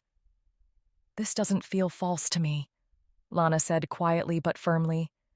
No, Camille admitted. It doesn't to me either. But we should be sure. Lana nodded. Okay, 3 months, different countries, real life. Then we'll know. Then we'll know, Camille echoed, giving her one more kiss before stepping back. But now, we need to get back before people notice. Lana straightened her clothes. You go first. I'll wait a few minutes. Camille paused at the door. Dinner at my place tonight? Wouldn't miss it. Lana's smile was warm and real. The New York winter bit through Lana's coat as she hurried from the cab to her temporary apartment. 6 weeks into filming, and she still wasn't used to the cold. Warmth greeted her in the lobby as she stomped snow from her boots. Evening, Ms. Monroe, the doorman called out. Package came for you today. Her apartment was sparse, nothing like her colorful LA home, but functional after long days on set. She placed the unexpected package on her kitchen counter, recognizing the Manhattan florist's name but puzzled about the sender. Nestled inside were white camellias, simple and elegant. The card read, Missing you. Distance isn't helping me forget. See. Warmth bloomed in Lana's chest despite the lingering chill. 6 weeks and thousands of miles hadn't dimmed what had sparked between them on set. Their cautious messages and occasional late-night calls masked something deeper, still undefined, yet undeniably real. Lana snapped a photo of the flowers, sending it with a brief note. Perfect timing. Exactly what I needed today. In London, Camille smiled at the photo as she started her day. The theater workshop had been intense, demanding authenticity every moment. Lana didn't know Camille had chosen camellias deliberately, for longing, admiration, and a flame steady despite distance. Someone special? Asked James, the workshop's director, nodding toward her phone as he joined her at the cafe table. Just a friend, Camille replied, locking the screen smoothly. From my last film. Must be some friend to put that look on your face. Camille just smiled and changed the subject. Later that evening, as she returned to her rented flat in Notting Hill, Camille found the building manager waiting for her. Delivery came for you, Ms. Hale, she said, handing over a long, slender box. Quite lovely, if I may say. Inside her flat, Camille opened the box to find a perfect arrangement of blue irises and white roses. The card read, Some things grow stronger with distance. Missing your voice, your laugh, everything about you. L. Camille's breath caught. The timing was uncanny. The same day she'd sent flowers across the ocean, Lana had done the same. As if they'd shared the same thought, felt the same need for connection despite the miles between them. She reached for her phone, dialing before she could overthink it. Did you know? Lana answered immediately. That we had the exact same idea on the exact same day? Camille laughed, the sound filling her empty flat with warmth. Great minds, as they say. Or something else, Lana suggested, her voice soft. Something more interesting than coincidence. You mean like cosmic connection? Fate? Camille teased, though something in her chest tightened at the thought. Don't mock, Lana replied, but Camille could hear her smile. I'm choosing to see it as a sign. A sign of what? That this isn't just some on-set thing that fades once we're apart. That maybe we're... Lana paused, searching for words. That maybe we're headed somewhere real. Camille's fingers traced the delicate petals of the irises. The flowers are beautiful, she said instead of addressing Lana's words directly. How did you know I love irises? I pay attention, Lana said simply. You mentioned it during that scene in the garden, remember? When we were waiting for lighting to reset. The fact that Lana remembered such a small detail from months ago made something shift in Camille's chest. I miss you, Camille admitted, the words coming easier than she expected. More than I thought I would. New York is miserable without you, Lana replied. Just before they hung up, Lana's voice grew serious. "Camille? Thank you for the flowers, for remembering me." "As if I could forget," Camille replied softly. On a rainy evening, Lana sat quietly as the lights of the city blurred past her window. Her phone buzzed with a notification. Camille had sent a voice message, something she rarely did. "I was thinking about you today." Camille's voice was warm, intimate in a way that made Lana close her eyes to listen. "We're doing a scene about longing, about wanting something just out of reach. The director kept saying I wasn't connecting with the emotion." A soft laugh. "If only he knew. Anyway, I hope New York is treating you well. Not much longer now." Not much longer. Just 3 more weeks until they'd see each other again for the press tour. 3 weeks that suddenly felt both impossibly long and frighteningly short. In London, Camille lay awake, wondering if Lana had received her message yet. She hadn't planned to send it, had nearly deleted it 3 times before finally pressing send. But something about the scene today, about trying to access emotions of longing and distance, had made her want to reach out in a more personal way than their usual texts.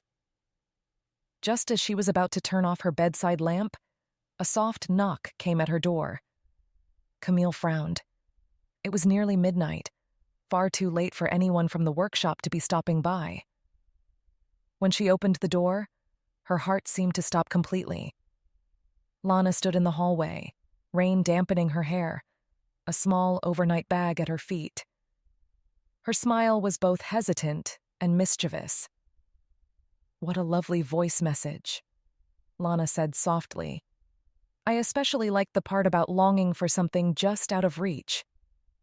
Camille blinked, convinced she was hallucinating from exhaustion. "Are you actually here, or am I dreaming?"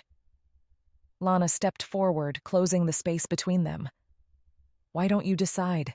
she whispered, before pressing her lips to Camille's in a kiss that felt like coming home.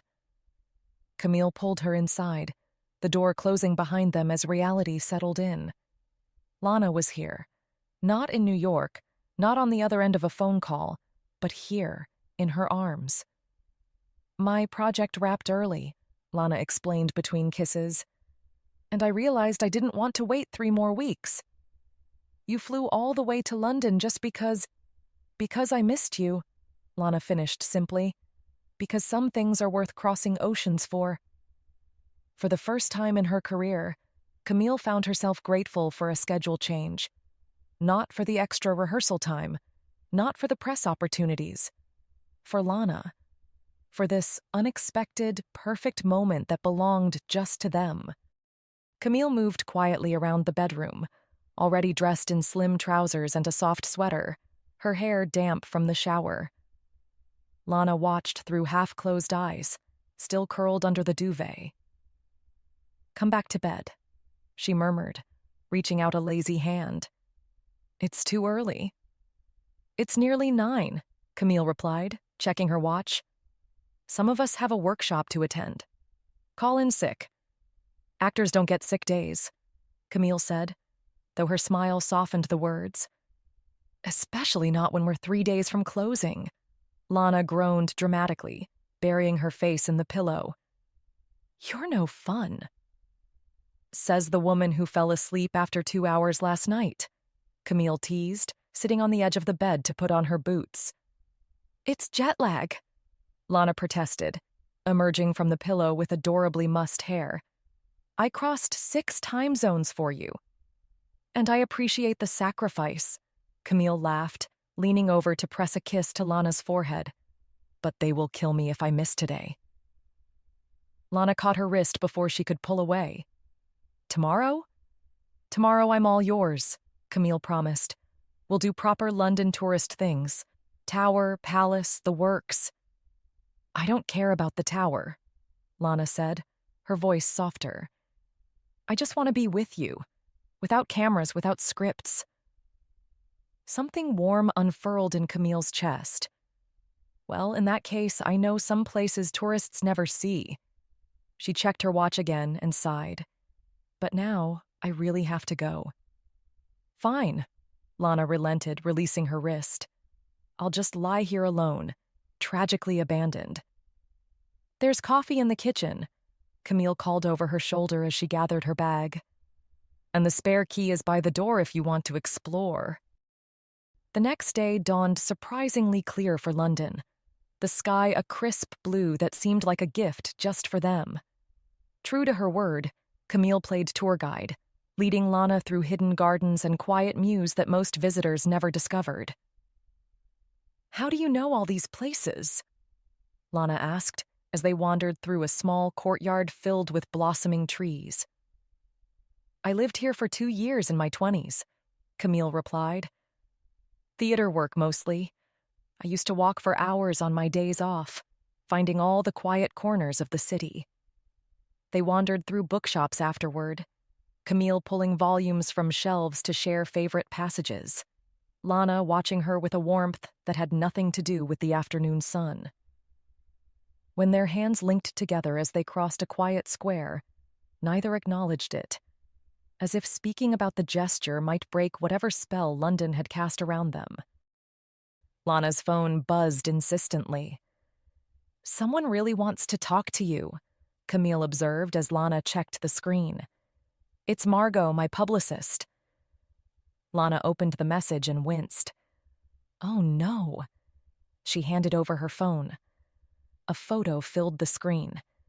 The two of them walking through a garden, hands intertwined, Lana looking up at Camille adoringly. Below it was Margot's message.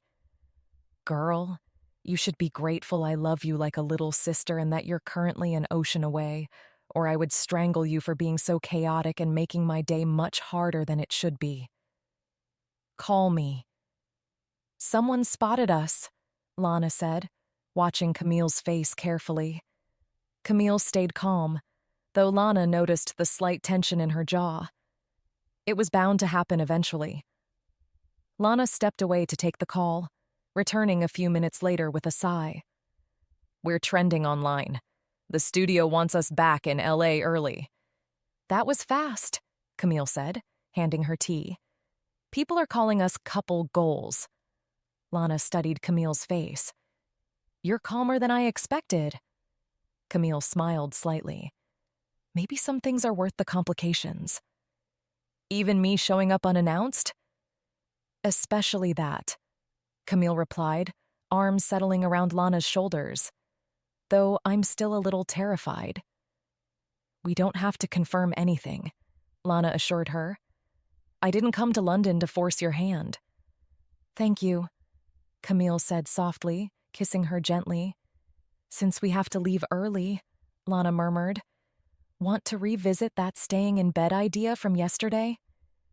Camille laughed, tension leaving her shoulders. I think that could be arranged. With Lana's hand in hers, the world's opinions suddenly didn't seem so frightening after all. Camille's first morning back in Los Angeles started with coffee and instant regret. Not about Lana, never that, but about checking her phone before getting out of bed. A gossip site's headline stung deeply. Why Camille Hale is clinging to Hollywood's golden girl. She skimmed the cruel article, her insecurity resurfacing sharply. Her phone buzzed. Her publicist, studio meeting at 11, damage control.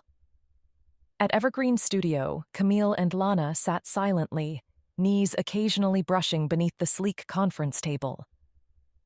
The London photos have created issues, said marketing head Jordan Levy. We need a solution before the press tour. 2 folders slid across the table. Lana scoffed at the first option. Fake dates to establish plausible deniability.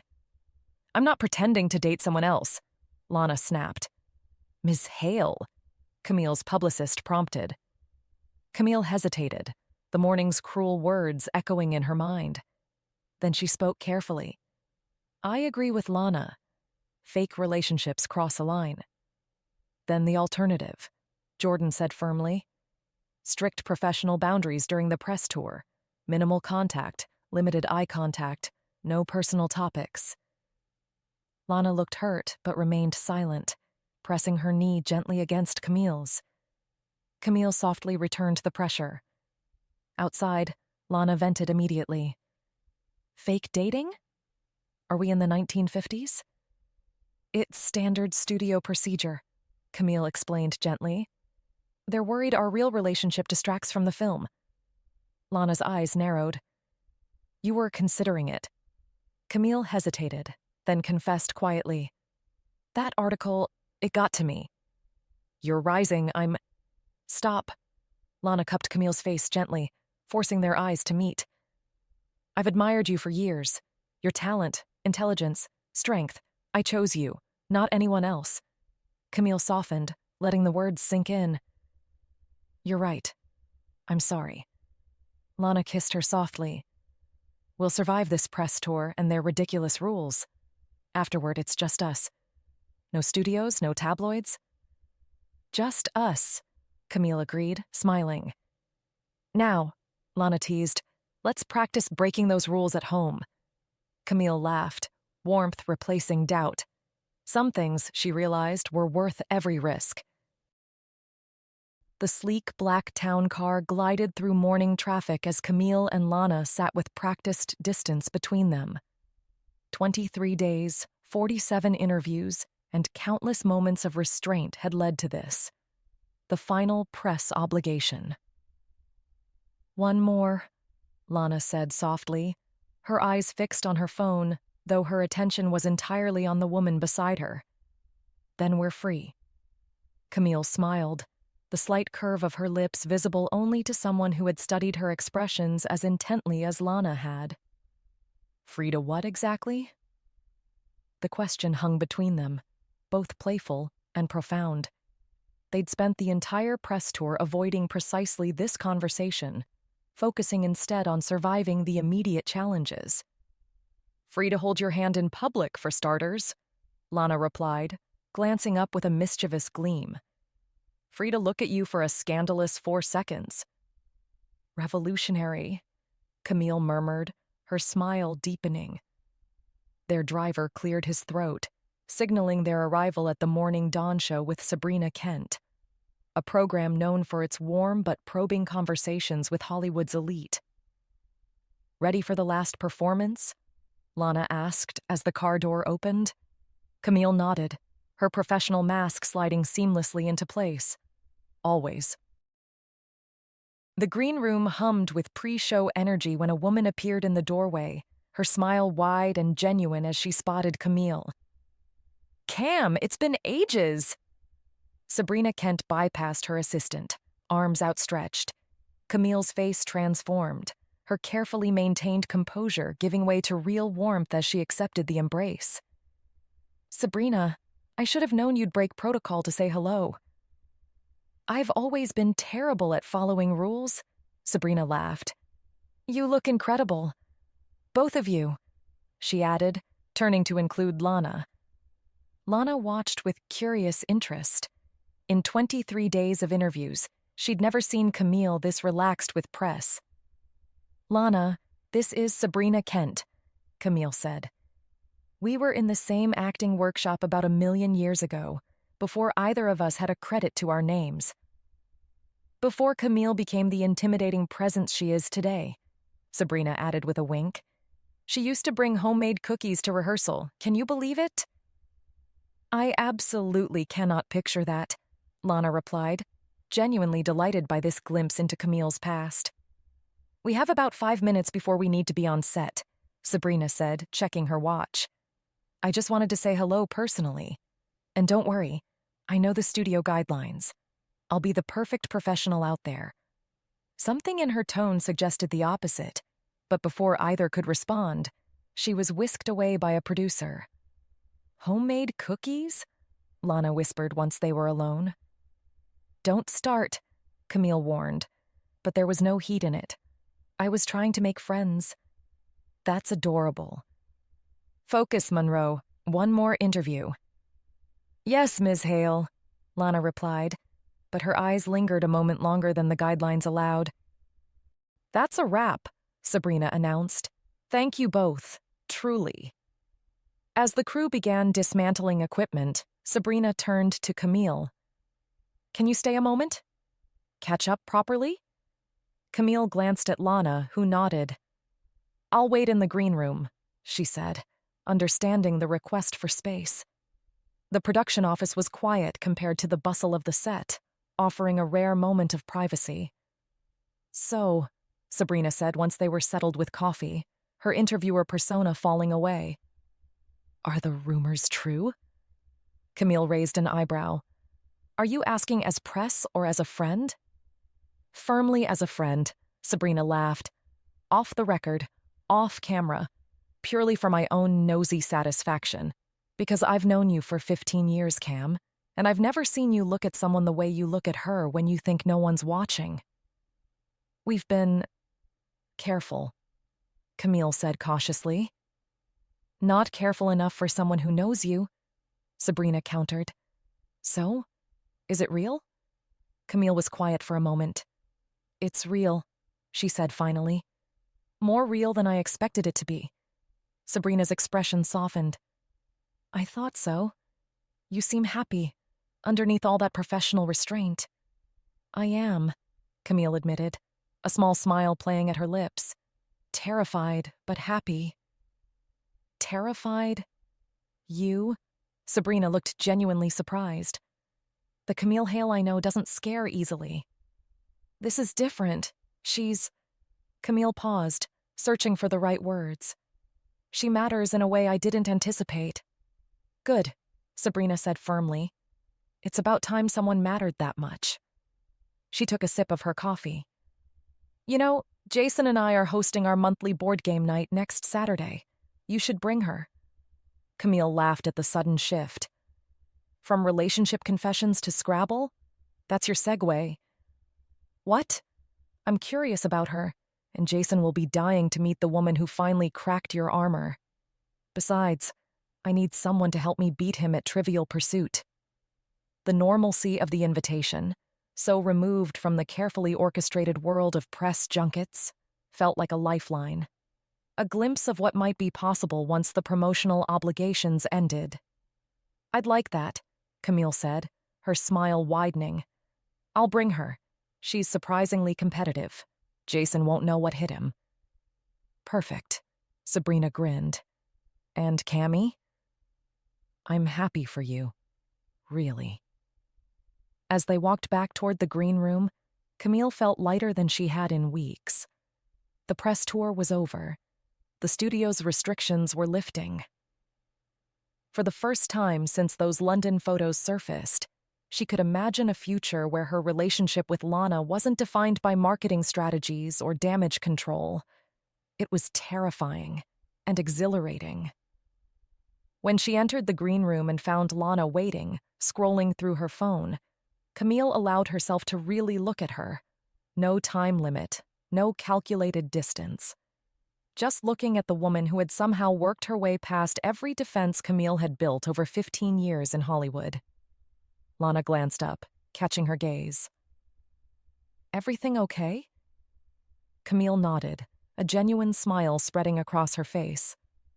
Everything's perfect. How do you feel about board games?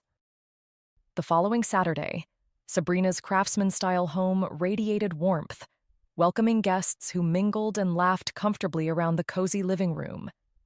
Familiar faces from Sabrina and Jason's circle of friends filled the space, chatting amiably and sipping wine as the evening unfolded.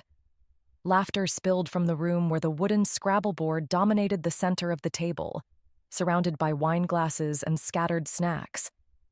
Camille placed her final tiles on the board with unmistakable satisfaction. Quixotic. Triple word score plus 50 points for using all my tiles, she announced. That's 122 points. You've got to be kidding me, Lana groaned, staring at the board in disbelief. That's just showing off now. Jason, Sabrina's husband, let out a low whistle. And here I thought I was the Scrabble champion in this house. He raised his glass in Camille's direction. I officially concede my title. Don't take it personally, Sabrina told Lana, refilling her wine glass sympathetically. She's always been ruthless with word games. Lana watched Camille, relaxed, playful, surrounded by friends who clearly adored her. Here, away from cameras and studio executives, they were just two people enjoying an evening with friends. The simplicity of it felt almost surreal after months of scrutiny and studio-mandated distance. "Rematch next time," Lana declared, trying to look stern despite the wine warming her cheeks. "I'm bringing my A-game." The evening stretched on, and gradually the other guests said their goodbyes, leaving Sabrina, Jason, Lana, and Camille as the last ones lingering comfortably in the cozy home. The living room offered a warmer, more intimate setting as they moved from the game table, settling onto plush furniture with fresh glasses of wine. Record music played softly in the background, casting a nostalgic filter over their conversation. "I've genuinely admired your work since Shifting Tides," Sabrina told Lana earnestly.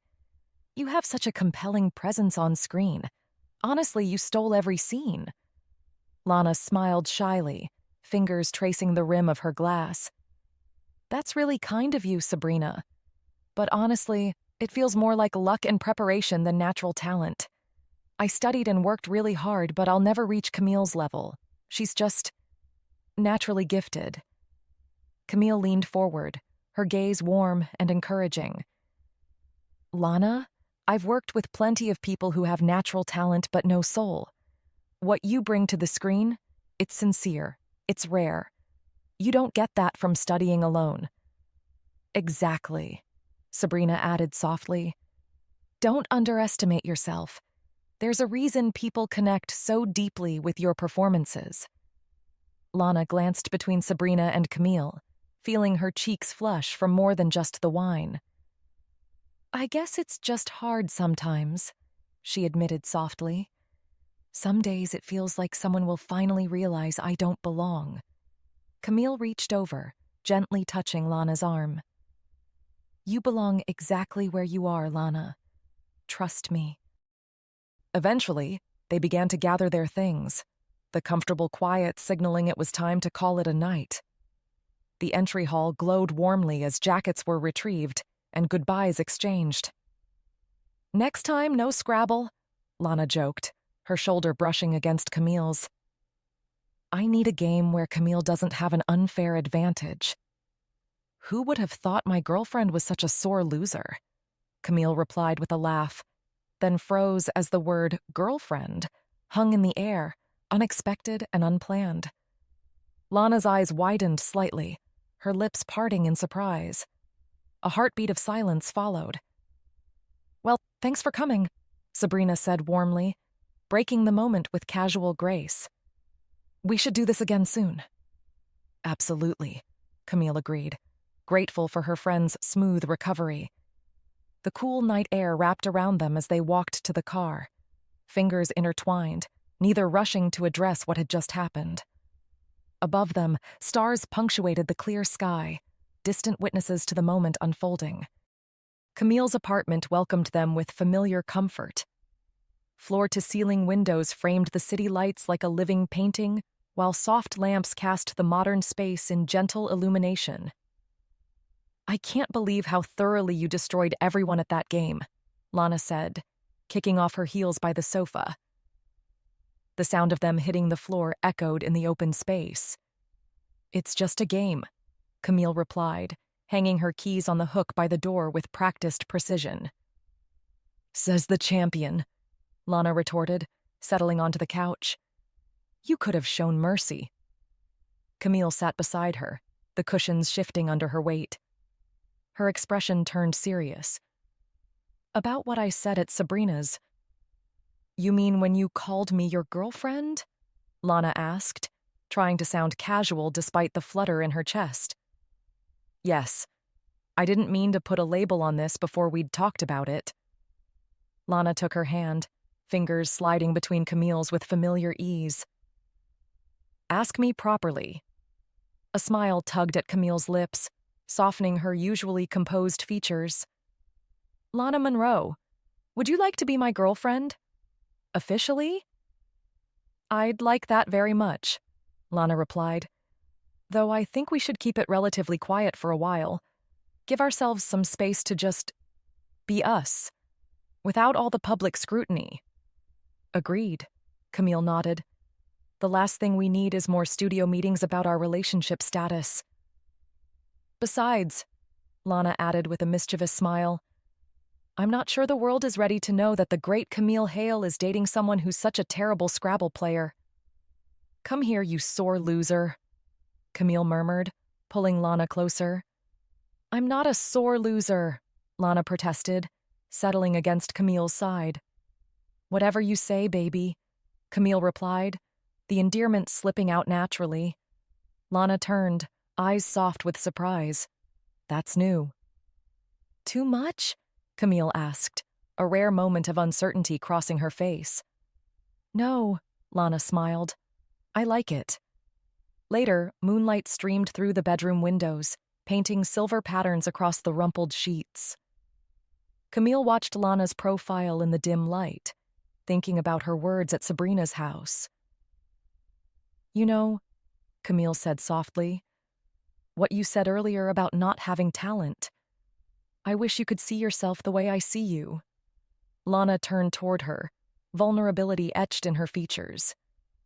You shine on screen, Camille continued, her fingers gently tracing Lana's jawline. That light inside you that makes people unable to look away. That can't be taught. That's pure talent.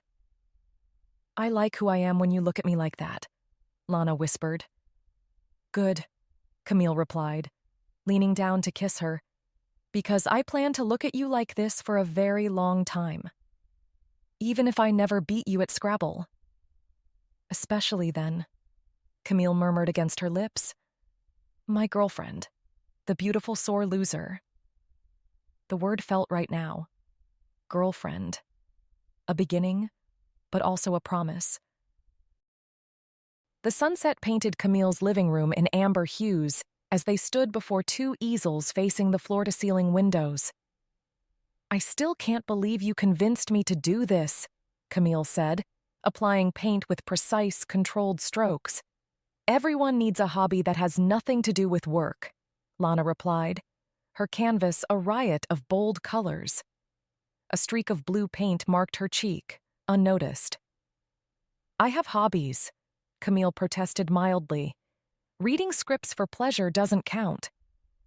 I was going to say Scrabble, actually, Camille countered with a slight smile. Lana laughed. Destroying other people's self-esteem isn't a hobby either. 3 weeks into officially being girlfriends, they'd fallen into a comfortable rhythm of stolen evenings and quiet mornings together. Lana dipped her brush into vibrant yellow.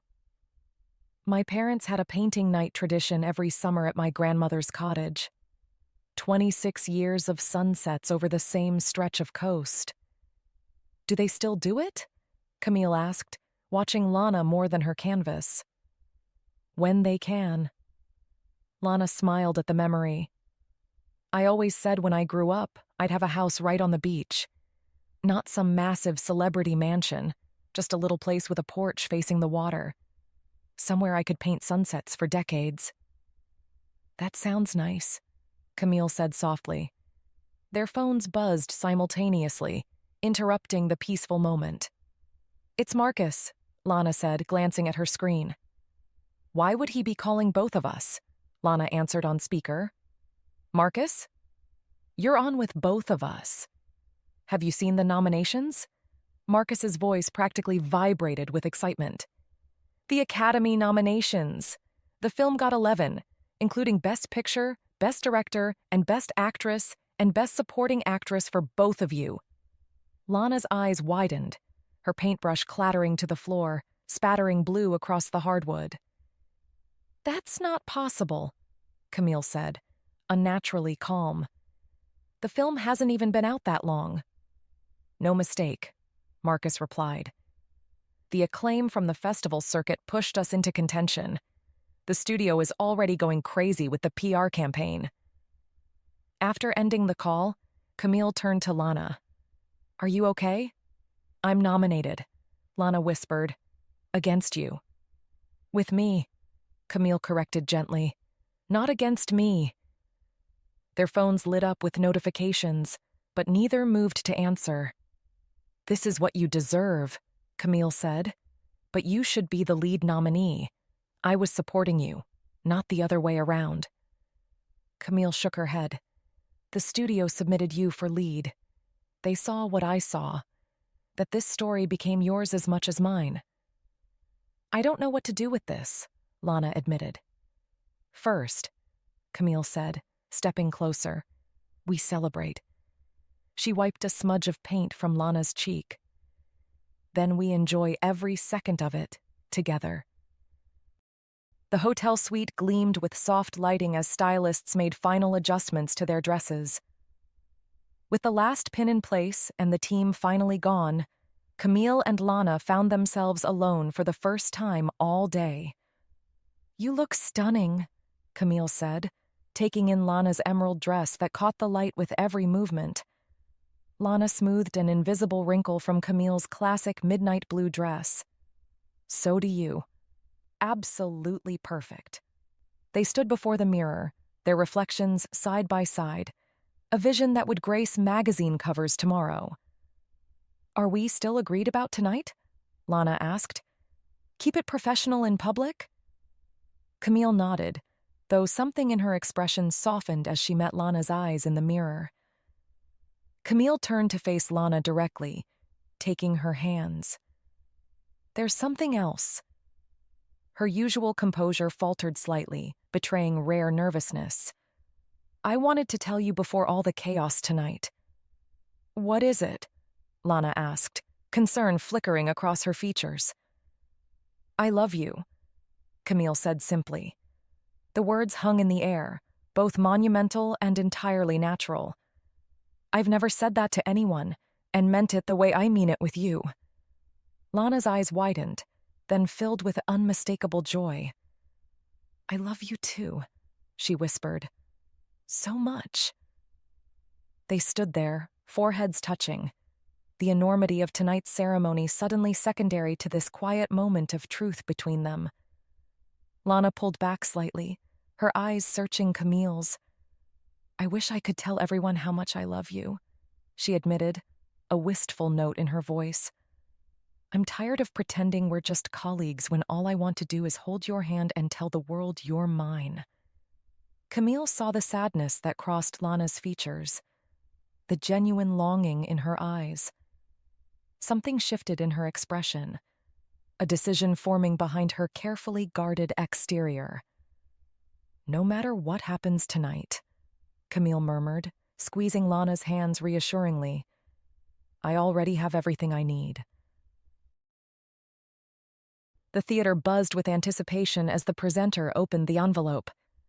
"And the Academy Award for Best Actress goes to Lana Monroe for Written in the Stars."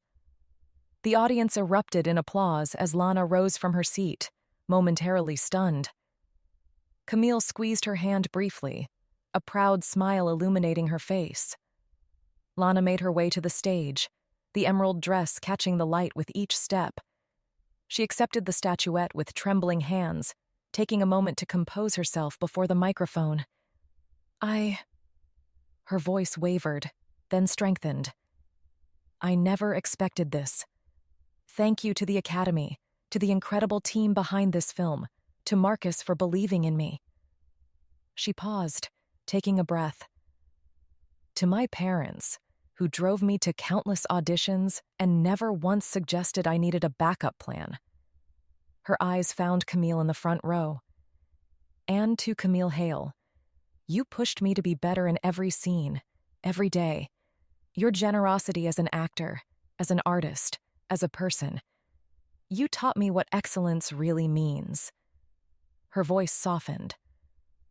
"Working with you has been the greatest privilege of my career." As she left the stage, clutching her award, she returned to her seat beside Camille. In the dimness of the theater, overwhelmed with emotion, Lana leaned toward Camille instinctively, almost closing the distance between them before remembering where they were. She pulled back, a flicker of unmistakable sadness crossing her features as she settled for a quick, formal hug instead. Later in the ceremony, when Camille's category was announced, Lana held her breath. And the Academy Award for Best Supporting Actress goes to Camille Hale for Written in the Stars. The audience rose in a standing ovation as Camille made her way to the stage with characteristic grace. She accepted the award with composed gratitude, acknowledging the director and production team with eloquent precision. Then, her practiced poise gave way to something more genuine. "And finally," she said, her voice warm with emotion rarely displayed in public, "to Lana Monroe. You brought light and life to our set, to our film, and to my days." She paused, a decision visibly forming behind her eyes. "I spent my career portraying love in stories, always believing it was just fiction, a beautiful fantasy we create for audiences. But you made me realize that the kind of love we portray in movies actually exists in real life." Her voice softened but remained clear. "I love you, not just as a colleague, not just as a friend, but with all that I am." A murmur rippled through the audience, followed by enthusiastic applause. In the front row, Lana's eyes glistened with tears and pure joy. As Camille returned to her seat, the cameras caught their hands finding each other, fingers intertwining without hesitation. No more hiding, no more carefully maintained distance.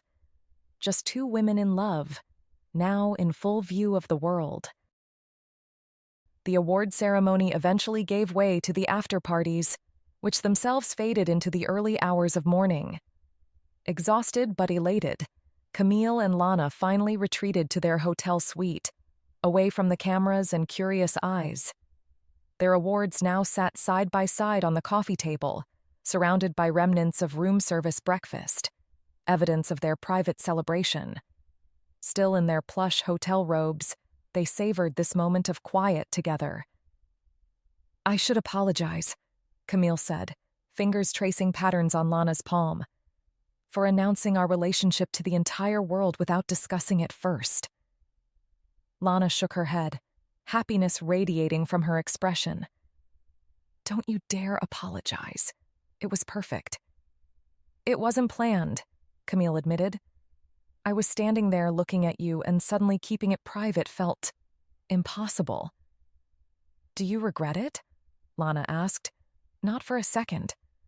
Camille's smile was unreserved, a rare sight even now.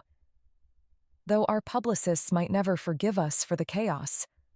Lana laughed, glancing at their phones which had been turned off since last night. "Let them deal with it. I'm just happy I can finally call you mine. Publicly, officially, unambiguously mine." "Yours," Camille agreed softly, "in front of everyone." Lana reached for the remote, turning on the television to face the world's reaction. Headlines flashed across entertainment news. Hollywood's new power couple. Love on set. Hale and Monroe make it official. "Look at that," Lana said, leaning against Camille's shoulder. "We broke the internet." "Worth it," Camille replied, pressing a kiss to Lana's temple. 8 months later, autumn leaves drifted past the windows of Camille's apartment. Now their apartment. Though, Lana's clothes still occasionally migrated between her place and here. Camille sat on the couch reviewing a script while Lana sprawled beside her, head resting in Camille's lap as she scrolled through her phone. "Did you see David's email?" Lana asked, tilting her screen toward Camille. "They want us both for the charity gala next month." "Together?" Camille asked, setting her script aside. "Of course together," Lana replied with a smile. "No one books just one of us anymore." It was true. In the month since their public declaration, they'd become a package deal in many ways. Red carpet appearances, interview requests, charity events, all addressed to both of them. "Who would have thought," Camille mused, fingers absently stroking Lana's hair, "that Camille Hale would become one half of a Hollywood power couple?" "Not the Camille Hale I met that first day," Lana teased. "She would have been horrified. She didn't know what she was missing." The easy domesticity between them had developed its own rhythm. Camille's methodical nature balanced by Lana's spontaneity, creating a harmony neither had experienced before. "You know what I love most about us?" Lana asked, setting her phone aside. "What's that?" Camille asked softly. "The fact that we're still us," Lana said softly.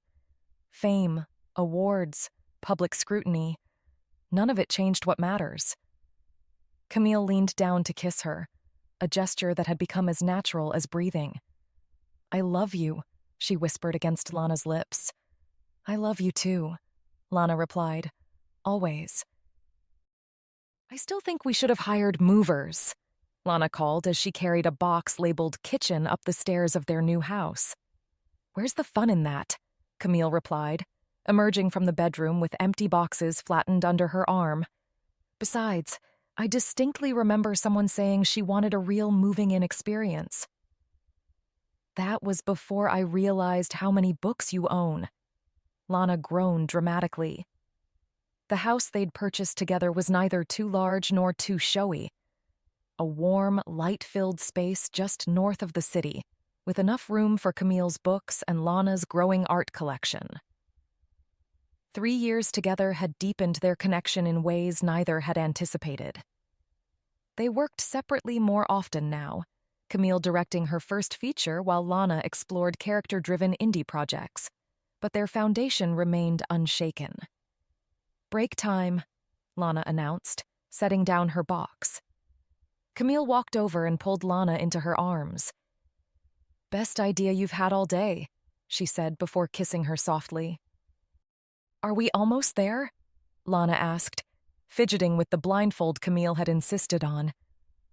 "2 more minutes," Camille replied, carefully navigating the winding coastal road. "And stop tugging at that." "I'm not good with surprises," Lana reminded her. "You'll like this one," Camille promised, slowing the car as they approached their destination. When the car finally stopped, Lana could hear waves crashing nearby. The salt air filled her lungs as Camille helped her from the car, guiding her carefully forward. "Ready?" Camille asked, her voice betraying rare nervousness. "More than ready," Lana confirmed. The blindfold fell away, and Lana blinked in the bright sunlight. Before her stood a modest but beautiful beach house, weathered gray shingles and large windows facing the ocean. A wide porch wrapped around the front, positioned perfectly for watching sunsets over the water.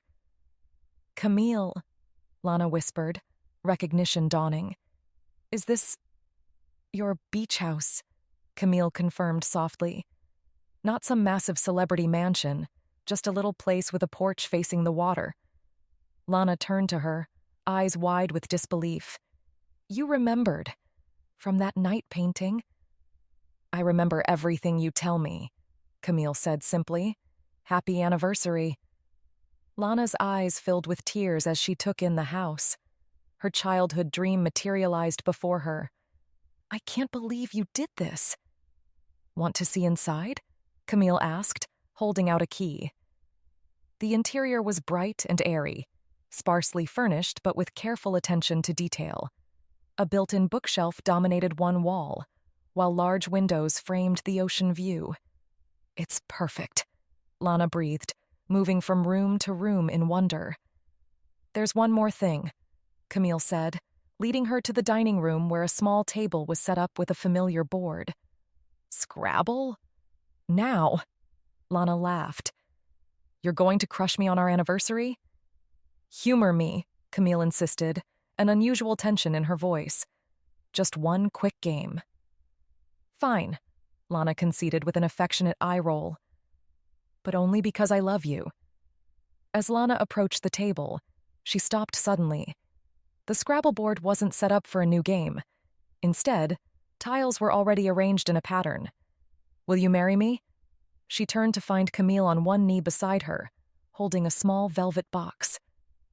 "Lana Monroe," Camille said, her usual composure giving way to vulnerable honesty. "Will you marry me?" Lana's hand flew to her mouth, tears spilling freely now. "Yes," she whispered, then louder. Yes! As Camille slipped the ring onto her finger, Lana laughed through her tears. You know, this is the first time I've ever been happy to see a Scrabble board. First of many, Camille promised, rising to kiss her. Though I can't guarantee I'll let you win, even as my wife. I wouldn't have it any other way. The private beach behind their house transformed into an intimate wedding venue at sunset. White chairs faced the ocean, arranged in a semicircle around a simple driftwood arch decorated with white camellias and blue irises. Camille stood beneath it in a white dress that caught the golden light. Her usual composure was betrayed by the nervous adjusting of her bracelet as she waited. Sabrina, serving as her witness, gave her arm a reassuring squeeze. "She's coming," Sabrina whispered. Camille turned to see Lana walking toward her across the sand, barefoot in a flowing champagne-colored dress that rippled in the ocean breeze. Her hair was loose around her shoulders, adorned with a single white flower. No stylist, no carefully crafted image, just Lana, radiant and real. Their eyes locked, and everything else faded away. The small gathering of friends and family, the cameras they'd deliberately excluded, the industry that had brought them together and nearly kept them apart. When Lana reached her, Camille extended her hand. "Hi," she said softly, as if they were meeting for the first time. "Hi," Lana replied, taking her hand with a smile that outshone the setting sun. As they exchanged vows written in their own words, promises of patience and passion and partnership, the waves provided a gentle soundtrack to this new chapter beginning. 12 months had transformed everything: their home, their hearts, their entire future. "It's perfect," Camille declared, stepping back to examine the freshly painted wall of the nursery. Soft yellow sunshine covered 3 walls, while the 4th featured a hand-painted mural of stars and constellations, Lana's contribution. "You have paint in your hair," Lana observed with amusement, reaching up to touch the streak of yellow amid Camille's normally perfect strands.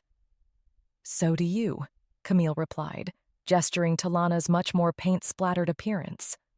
Though that's hardly surprising. The adoption agency had called yesterday. A baby girl, just 2 months old, would be theirs in 3 weeks. The nursery, previously an empty room in their beach house, had transformed overnight into the center of their world. "Do you think she'll like it?" Lana asked, a rare note of uncertainty in her voice. Camille wrapped her arms around her wife from behind, both of them gazing at the room they'd created. "She'll love it. And us." "I never thought I'd have this," Lana admitted softly. "A career I'm proud of, a wife I adore, and now a daughter." "Written in the stars," Camille murmured against her hair. Lana turned in her arms. "You did not just quote our movie title." "I believe I did," Camille replied with a rare, playful smile. "Someone once told me I take myself too seriously." "Whoever she was, she sounds wise beyond her years." "She is," Camille agreed, kissing Lana softly. "Wise enough to know that some things are meant to be, even when they start with a rocky first meeting." The years had been kind to them. 5 summers had passed since Ellie first came into their lives. 5 years of laughter, challenges, and unexpected magic. Their beach house buzzed with life. Camille's screenwriting awards hung alongside Ellie's crayon drawings, Lana's art pieces mixing with family photographs that told their story. What had once seemed impossible had become their everyday miracle. "Look what I made!" Ellie shouted, running across the beach with a sand-covered creation that might have been a castle or a rocket or something entirely imagined. Lana laughed, her paintbrush momentarily forgotten. Camille watched from the porch, a soft smile replacing her once rigid professional demeanor. Motherhood had transformed her, teaching her that the most beautiful stories aren't written, they're lived. As the sun began to set, painting the sky in wild colors, they gathered together. Ellie nestled between her moms, a tangle of limbs and giggles and pure, uncontained joy. "I love our family," she declared, with the absolute certainty of a 5-year-old who knows nothing but love. And they were happy. Truly, completely happy. A happiness that stretched beyond any Hollywood script, beyond any expectation. A happiness that was real, messy, imperfect, and absolutely perfect.